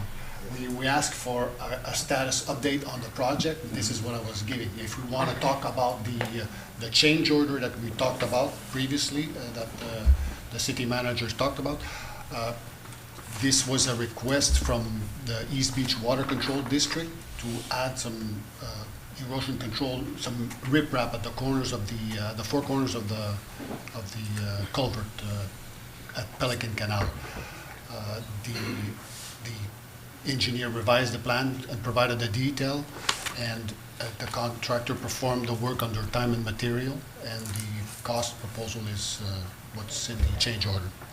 And there was time extension added to the contract to perform the work as well. This work was not originally part of the original plans. That was added to it. And this is at no cost to the city. This is 100% participating by FDOT, so FDOT is paying for it. And once again, it was failure of the engineer, the original engineer, that It's not a failure, it's a concern that the East Beach Water Control District had. They wanted to have belt and suspenders if we may. The original plan had sod to stabilize the slopes in the area, but they wanted to add the additional riprap. you're an engineer, right? Yes. You're an engineer. Okay, so when you go do a project, how would you do it? Do you not get the plans, the layout, right? Well, there's The drawings, Yes, the original drawing, yes. right? And then you figure out what has been done during the time of that drawing to current. And then you figure out, according to code, what it is that you need to do. So my thing is, and I keep saying it over and over, $475,000 to an engineer that we have done, what pay order, change in work order is this? 16. 16. But Commissioner, you also have to remember that road is over 50 years old. Exactly. So to find those plans, I don't even know where those plans would be. I'm sure Palm Beach County would have had it. Well, okay, so they did have this discussion with Palm Beach County, and I'm sure Robert, as an engineer, can say if he had plans, it would probably still be changes that would occur. Whether there was plans or not, those are things, like he said, that East Beach Water Control District came back and said, hey, we don't want to do this, we would rather go with having the riprap. Because it's updated. It's updated. That's the way it's done now, not the way it was done 20 years ago. Let me You ask gotta take these things into consideration. Quick question, we're on our 16 change. Yeah. Is that unusual for a project of this magnitude, 4.3 million? No, I've seen. And the funds are not coming directly out of the city budget. These other entities have identified a concern. There's a lot of eyes and ears looking at this project. They're not just doling out money just because they want to pay additional money. So we got to trust at some point, the folks that doing the It's not that project. I'm not trusting them. I'm talking about an engineer. But Mayor, That's what also I'm you gotta talking remember, this stuff is underground. They didn't dig up the ground before they gave out the layout to say, well, they got the PVC pipe and they need to be changed out. This is an underground, and then that's what the water district's saying now. When they find the issue, it needs to be corrected. It's an underground, The water is whether it be separate. 50 years ago, 70, that's who was doing this. This East Beach Water. Exactly. That's what this is. The change order is for underground. Exactly. So who was their So engineer they can't that see did the that, work, the they can't drawing? see what's underground.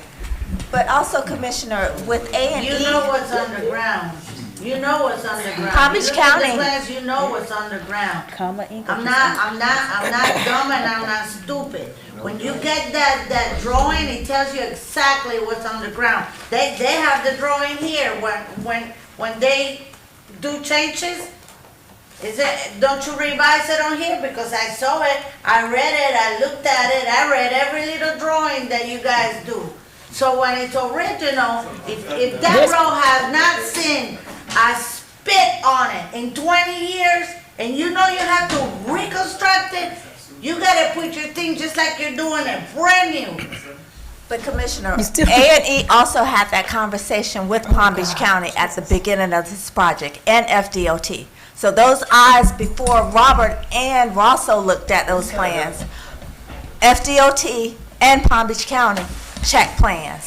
So anything that we're coming back with now means that Palm Beach County and FDOT did not do their due diligence as well.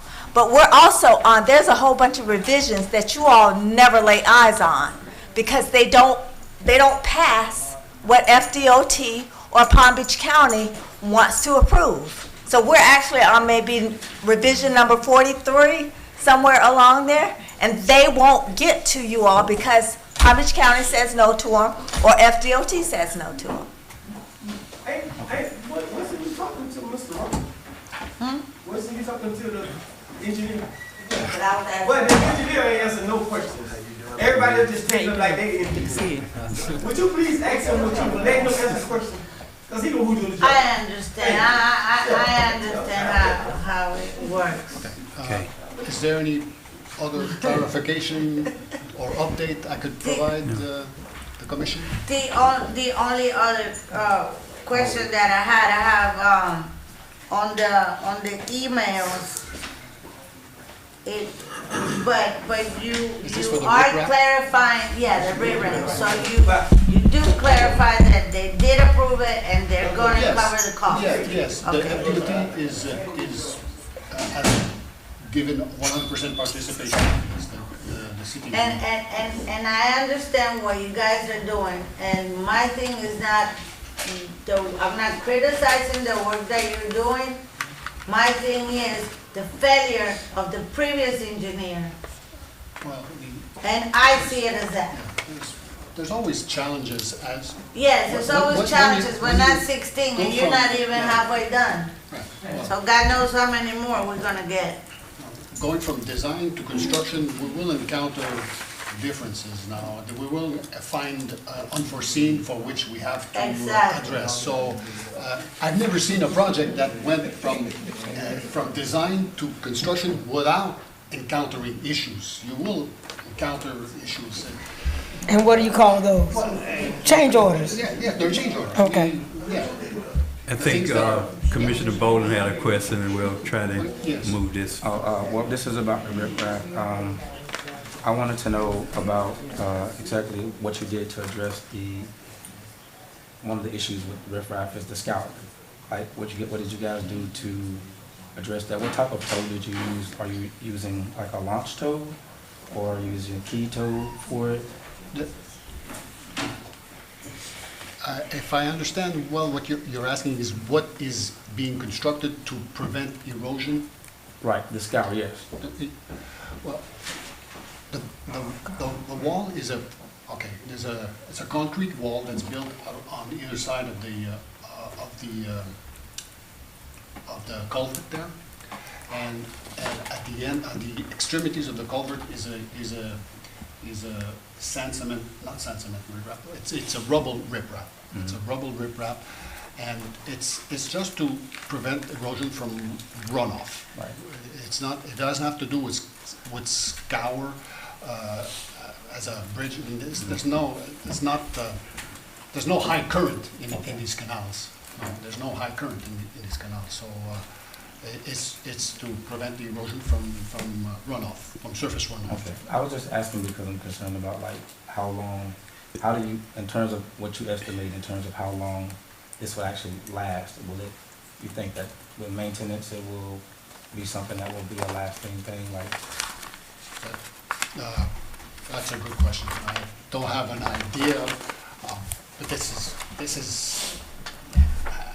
I couldn't put a number of years, but it's in decades. It's in decades. Okay. In additional questions? Hearing none, are you ready for a vote? Roll call, Madam Clerk. Commissioner Bolden? Yes. Vice Mayor Mervin? Yes. Commissioner Gonzalez, Yes. Commissioner Perez, Yes. Mayor Bab. Yes. Thank you, Madam Clerk. Thank you, Commissioners. Motion passed by unanimous vote. Now we'll move to our next resolution, Resolution 2022-64. City Attorney.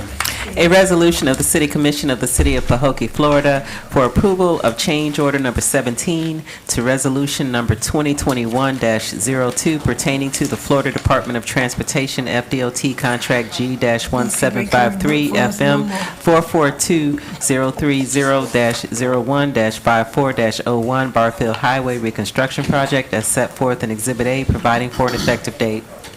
Thank you, City Attorney, City Manager. Could you give us a brief explanation of this resolution? Yes, this is a Barfield Highway change order number 17. This change order is for Barfield Highway reconstruction. The change order is for compensation to Rosso Site Development Contractor for the additional maintenance of traffic costs due to approved time extensions. Rosso was granted additional time for various issues encountered during continuation of work. As the original contract time has passed, the contractor must maintain MOT until the project is final. Rosso is entitled to 100% of the $62,919.05 for the additional maintenance of traffic. The $62,919.05 concurrency is granted by FDOT for the additional costs. Staff recommends approving of change order number 17. City Commission, having heard our City Attorney properly read this resolution into the record, properly explained by our City Manager, what is your pleasure? Mayor Bab, I move to accept resolution 2022-64. I'll second. It has been moved by Commissioner Bolden and properly seconded by Vice Mayor Mervin for the adoption of Resolution 2022-64. Call for questions. My only question, no money to the city, right? This is paid by the FDOT, through the FDOT. This was for traffic control for the additional 5 days, or what? No, the contract is broken down in pay items, and one pay item is called lump sum MOT. Right. It's basically a lump sum item that the contractor is being paid to manage MOT during the lifespan of the original contract. Okay. Since the contract was extended by about 60%, 50%, this lump sum item was also prorated. And the FDOT has concurred with the overrun of the pay item. So we did the change order that the FDOT is paying for. Any additional questions? Hearing none, are you ready for a vote? Roll call, Madam Clerk. Commissioner Bolden? Yes. Vice Mayor Mervin? Yes. Commissioner Gonzalez? Yes. Commissioner Perez? Yes. Mayor Bab. Yes, thank you, Madam Clerk. Thank you, Commissioners. Motion passed by unanimous vote. Then we have two additional resolutions that was added on. First resolution that was added was Resolution 2022-65, City Attorney. Is this the one for the contract? Not yet. Where is that thing? Well, this is a contract for sidewalks. So, I don't think you have to go. Mr. Mayor, should I read? yes, ma'am. A resolution of the City Commission of the City of Pahokee, Florida, for approval of change order number 1 to the resolution 2022-43 pertaining to Phase 1 sidewalk installation and replacement of new sidewalks contract as set forth in Exhibit A, providing for an effective date. Thank you, Madam City Attorney. City Manager, could you give us a brief explanation of this resolution? Yes, sir.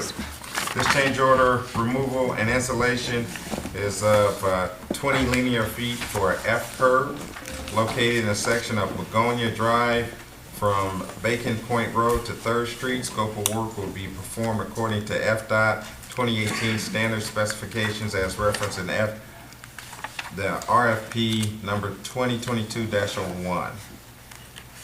They are seeking additional work to remove this 20 linear feet of F-curve installation, form, and remove all debris affiliated with scope of permits. They're seeking $7,925 for additional work. Staff recommends approval of this change order for Phase 1 sidewalks. Thank you, City Manager. City Commission, having had Resolution 2022-65, properly read into the minutes by our City Attorney, properly explained by our City Manager. What is your pleasure?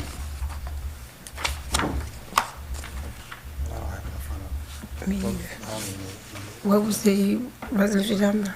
Resolution 2022-65. Maybe I move that we would accept Resolution 2022-65. Second. It has been moved by Vice Mayor Mervin and properly seconded by Commissioner Gonzalez for the adoption of Resolution 2022-65. Call for questions. Yeah, The seventh, oh, sorry. Is this additional money that the city has to pay for this? It's coming out of the same, Yes, ma'am.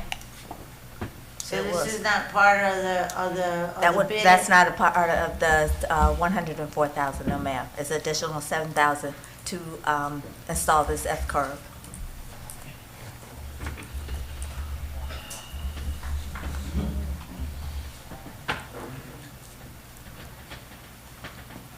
This again is something And that that- wasn't foreseen. It was foreseen, however, because of the individual that lives in front of that area, and because once we raise that sidewalk, it will make it difficult, so we're trying to make sure that it is flushed and that it is flat. So We have no other area on that street that has this tilt that's lifted up. So because if we leave it there, it will impact later on when we resurface the road because it's attached to a manhole. So is the sidewalk, It's the sidewalk. that the new sidewalk is higher than this residence sidewalk? So the sidewalks were lower, and in that area, there's a curve that on that curve, it goes up, and then you have a dip down, and then it's attached right on the road as a manhole. And so when the person pulls out their driveway or she comes off her sidewalk, she will trip over that. So in order to prevent any of that happening, that's why we have this change order and asking to amend that. And that's 20 linear feet. 20, yes, ma'am. Okay. Any additional questions? Hearing none, are you ready for a vote? Roll call, Madam Clerk. Vice Mayor Mervin? yes. Commissioner Gonzalez? Yes.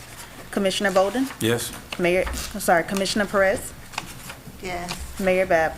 Yes. Thank you, Madam Clerk. Thank you, Commissioners. Motion passed by unanimous vote. Now we have our last and final resolution, which is Resolution 2022-66. Cruz myself. See y'all next meeting. Thank you. A resolution of the City Commission of the City of Pahokee, Florida for approval of 2BW, and Associates, Inc. contract agreement for the RFP 2022-02 for Project 647 demolition contractor for the old house on Bacon Point as set forth in Exhibit A, providing for an effective date.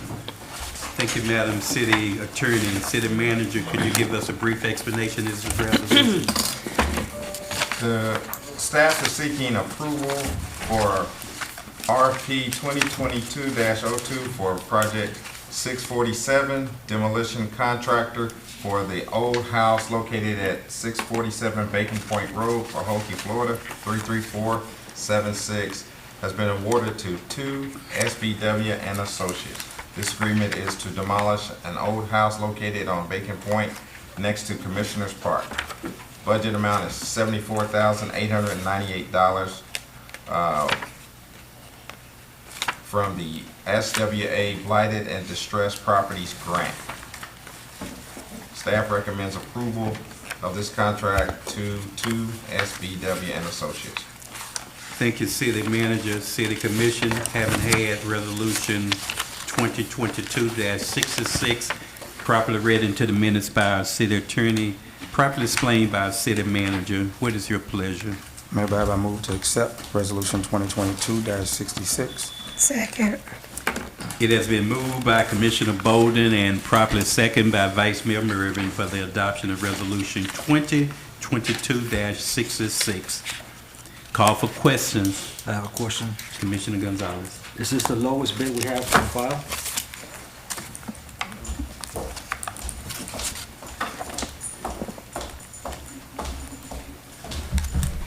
No, sir, Commissioner Gonzalez, there was a bid that was lower than this amount.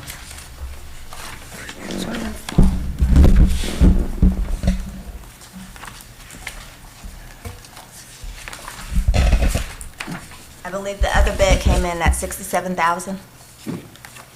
67,000. Correct.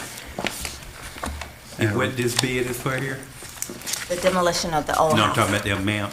Oh, this amount is $74,898.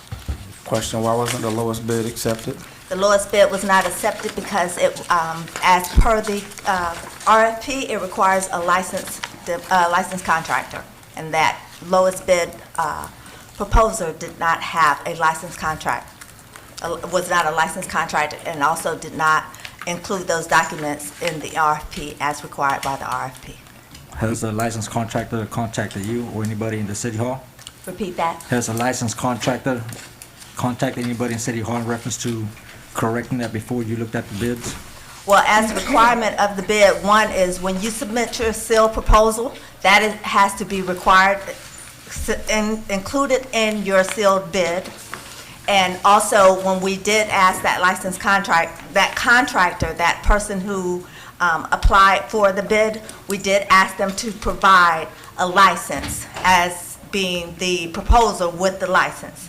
And they were not able to give us their license. They provided us with the subcontractor, whoever would be their subcontractor, their license. So the person actually making the bid had to be a licensed contractor Yes, sir. themselves? Yes, sir. And if they're not, then that person was disqualified? Correct. Okay. What is staff recommendation?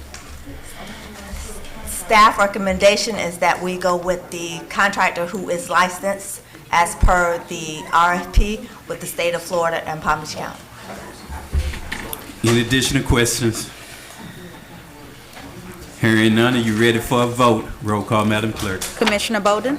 Yes. Vice Mayor Mervin? Yes. Commissioner Gonzalez? No. Mayor Bab? Yes. Thank you, City Clerk. Thank you, staff.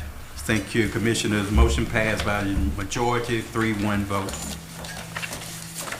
Now we'll move to new business, conversation about an activity or event upcoming, if any. We don't have any items on our new business report. Next report would be the report of the mayor. This is our last meeting in December. We won't have another meeting till January. I would like to wish everyone to have a wonderful, blessed Christmas and a happy and prosperous New Year. As far as announcement, the City of Pahokee will be hosting our annual holiday toy drive on Tuesday, December the 20th, 2022, at the Pahokee Sports Complex, which is here across the street at 360 East Main Street, from 5:30 to 7:30. That's December the 20th. I think this year is the same as last. The resident just drive through, and the toys, I don't believe we're gonna be in the, are we gonna be in the gym? No, we're gonna be in the sports complex. And also, we're gonna have Santa and What you call the Mrs. Claus. sports complex now? Here. It's gonna be in here. Adams, is there? So the drive-through, that's what I'm saying. I didn't think we were doing drive-through because Santa's sitting right there. So he's gonna be participating and there's gonna be photo op opportunity. Okay, I just wanna make sure we get the right information out to the folks. So it's gonna be from 5:30 to 7:30. This is the sports complex. Cafeteria. She says the cafeteria. For the tour drive, the location is the cafeteria. So is that where Santa and the photo op's gonna be? Yes, sir. Okay, thank you. Sadly, during 2022, we have lost many of our residents who were pillars of our community. They're going to be missed, but never forgotten. It's just too many to actually name, but we have lost a lot of our residents this year due to various reasons. Old age, COVID, homicide, you name it. Something that happened to quite a few. To be honest, we're really at zero growth in the city of Pahokee currently. That means we're having more death than we have in birth. So that's always a concern. I'll just pray and ask that our citizens continue to remember and keep these families in your thoughts and prayers during this season. The City of Pahokee 2022 Youth Football Cheer Banquet was a great success, a very good turnout.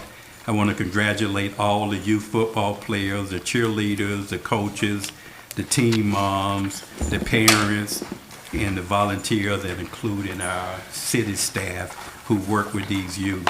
I saw at that day future Hall of Famers, future pro football players that really the foundation of Pahokee. Our next generation, I think we're going to be in good and promising hands. Congratulations to our very own John Davis, the Florida Lottery Secretary.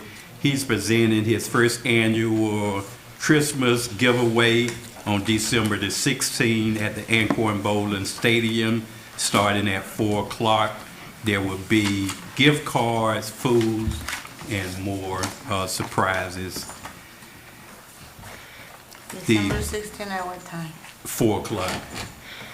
And John Davis is a graduate of Pahokee, a long-time resident, but he's now in Tallahassee or somewhere now.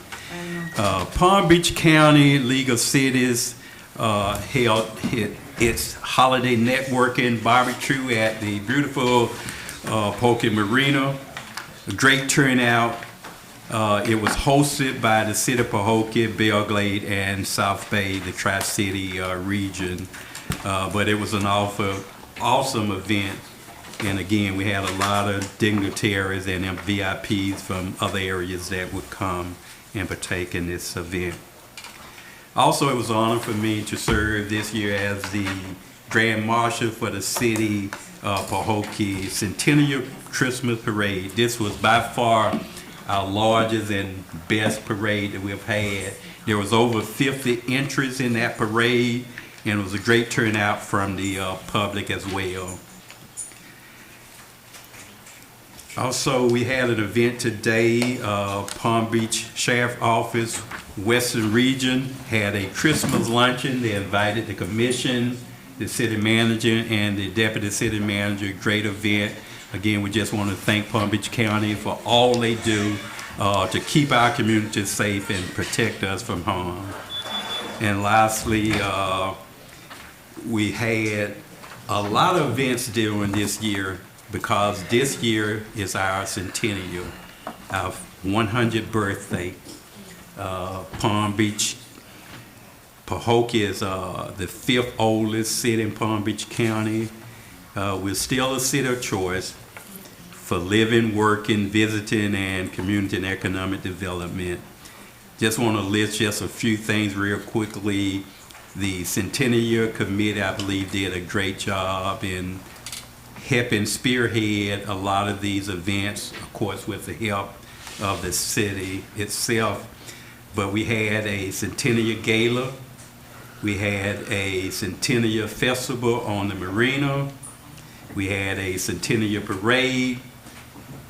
We had festivals that recognized different cultural and ethnicity in our community. So they have done an outstanding job, and they should be congratulated and commended for doing that. The Veteran Day turned out wonderful and great. Our Thanksgiving holiday turkey giveaway turned out great. And I'm not saying the Centennial was responsible for all these events, but I'm just saying overall, the city have done some good things in this community to bring our community residents together, and that was just to name a few. And that concludes my report. And now we'll have the city manager report. Thank you, Mayor. Happy holidays to all. I just wanted to bring attention to September 27th, 2022. We approved the city's budget. In that, you had COLA of 3.5% for the employees and 2.5% for performance evaluation. I know historically the city has done bonuses, but we did not in our budget approve that. But I wanted to announce that I would like to move forward with the release of 3.3% COLA for the employees in lieu of bonuses. And I wanted to announce that. Our next meeting, everything pretty much is the same here. Our next, as the mayor has said, the Christmas giveaways with photo with Santa is on the Tuesday, December 20th, 5:30 to 7:30. Our commission meeting for December 27th has been canceled. Our next commission meeting will be Tuesday, January 10th, 2023. And then there's the MLK parade. I guess it's a walk for that activity. So that is on Saturday, January 14th.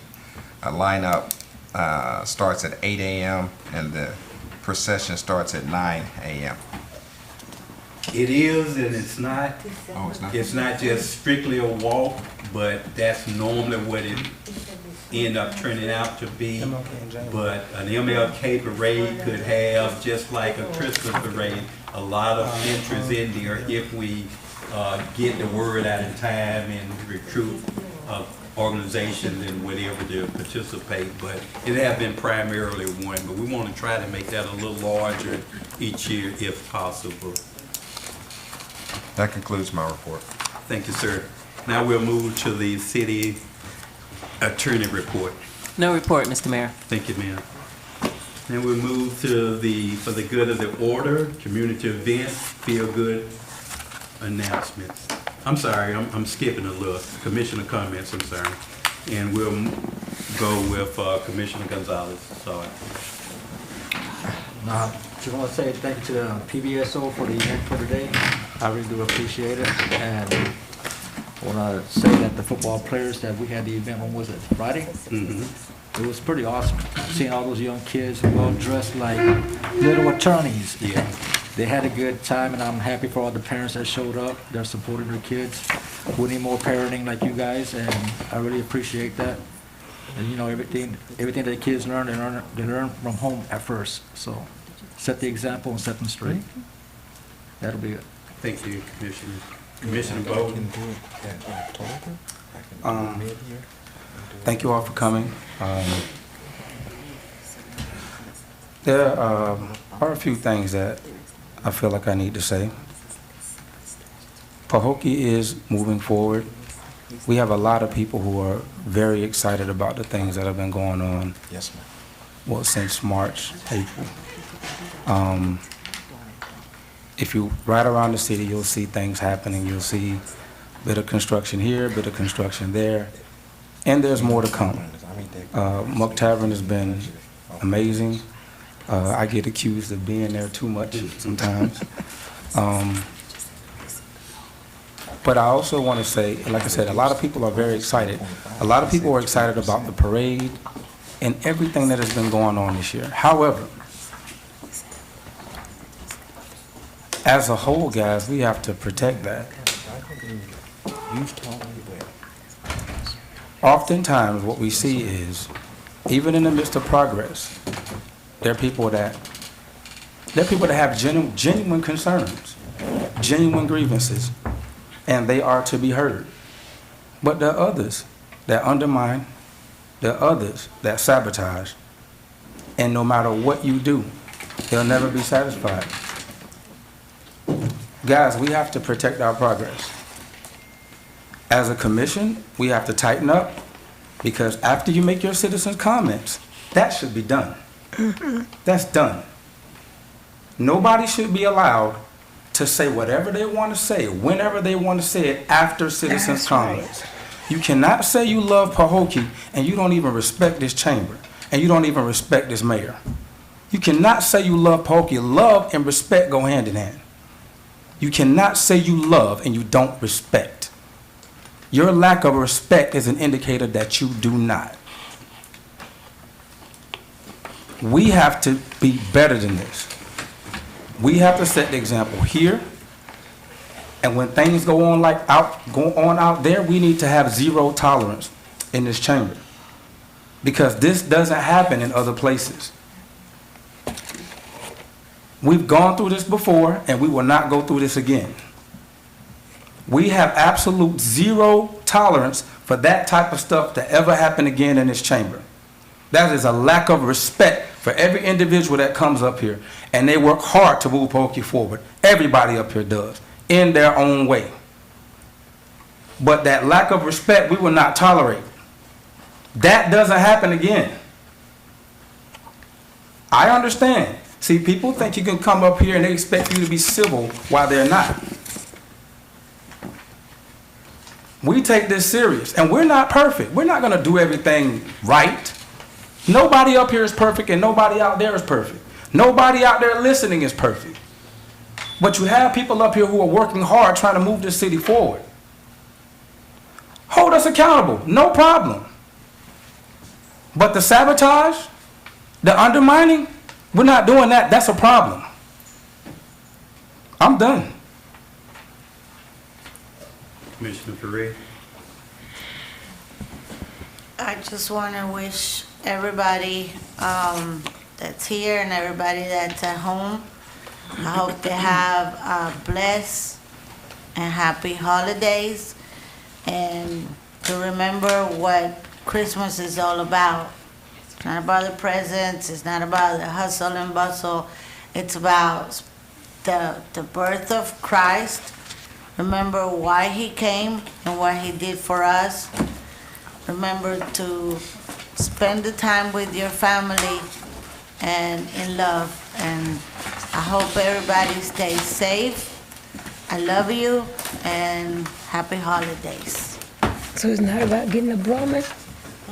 Christmas is not about getting a Brahmin purse? No. Vice Mayor Murphy. I just have a question. Before I make my comment, probably to the city manager. And I know that our trash contractor probably reached out to a couple about the trash cans, that a lot of people has been going vandalizing and throwing trash out of the trash cans. And so I think he made some reports with PBSO about people going in and just dumping. So even though he has pictures of who's doing it and stuff.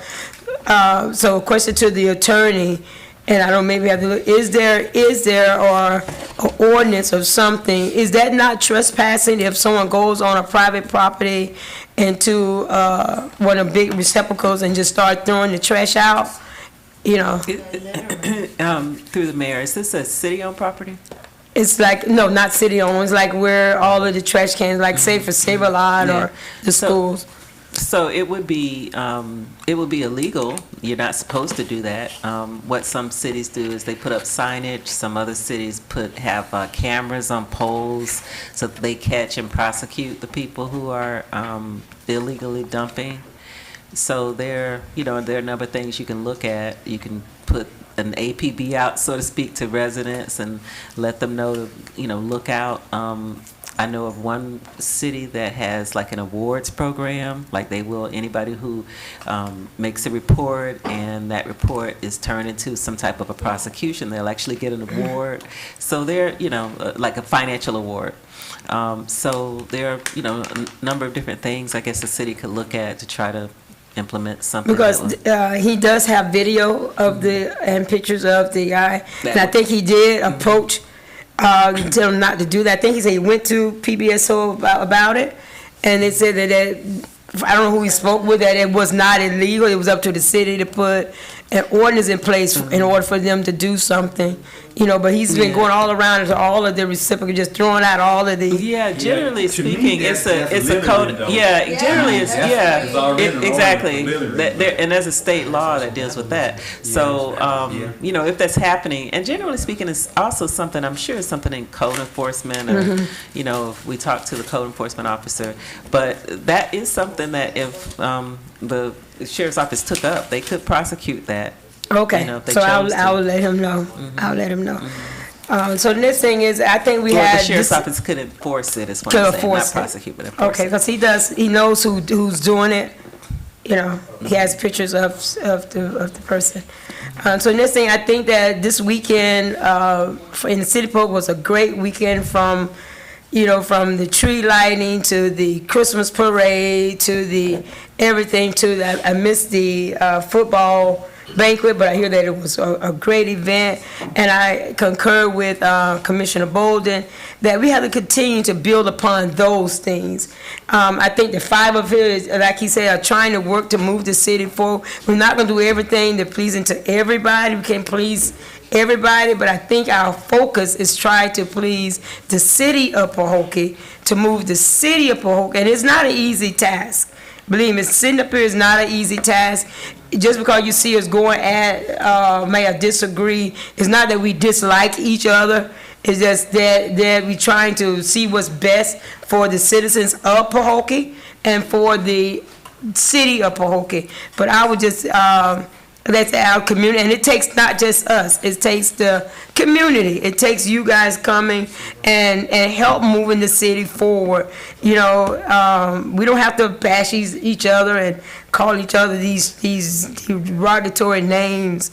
You know, if you have a question, hey, how is this going? And we got to probably give the best answer, or either point you to the person to give the best answer. But let's work together. You know, let's try to work together to move the city forward. And I think, because I don't think none of us is going anywhere. So we all are here. We all ride the same holy roads, and we want them better. So let's try to move it forward. So have a good night. Have a Merry Christmas. And a Happy New Year, because I don't think we'll see you until next year. Okay, this last item I suggested a while back, it really need to be combined with the commissioner comments. He said commission comments for the good of the order. I'm just asking you now again to make another announcement that you probably included Mr. Mayor, in your report. This issue has, I brought this up to the clerk a couple of times, that the old agenda is being put out, and what she's told me was that, and she can explain it better, but Municode has not updated. She's using a system that Municode has not updated, so she can So probably what tell you happens more. is, I've emailed them, and they have made the changes, but when we make the agenda prior to those changes, then this agenda was already made prior to this being adopted. So we're stuck for now until probably the new agenda, which is in January. Then those changes will be made. So that's what I was trying to explain to the attorney. Okay. At this time, I would entertain a motion for the adjournment of the meeting. Make a motion to adjourn. Been moved by Commissioner Perez and properly second by Commissioner Gonzalez for the adjournment of the meeting. Call for question, hearing none. I'm All in sorry, I favor? didn't. Roll call. I'm sorry, I didn't hear. Sarah, Perez. motion and. Motion. Gonzalez for the second. Okay. Roll call, Madam Clerk. Commissioner Perez? Yes. Commissioner Gonzalez? Yes. Commissioner Bolden? Yes.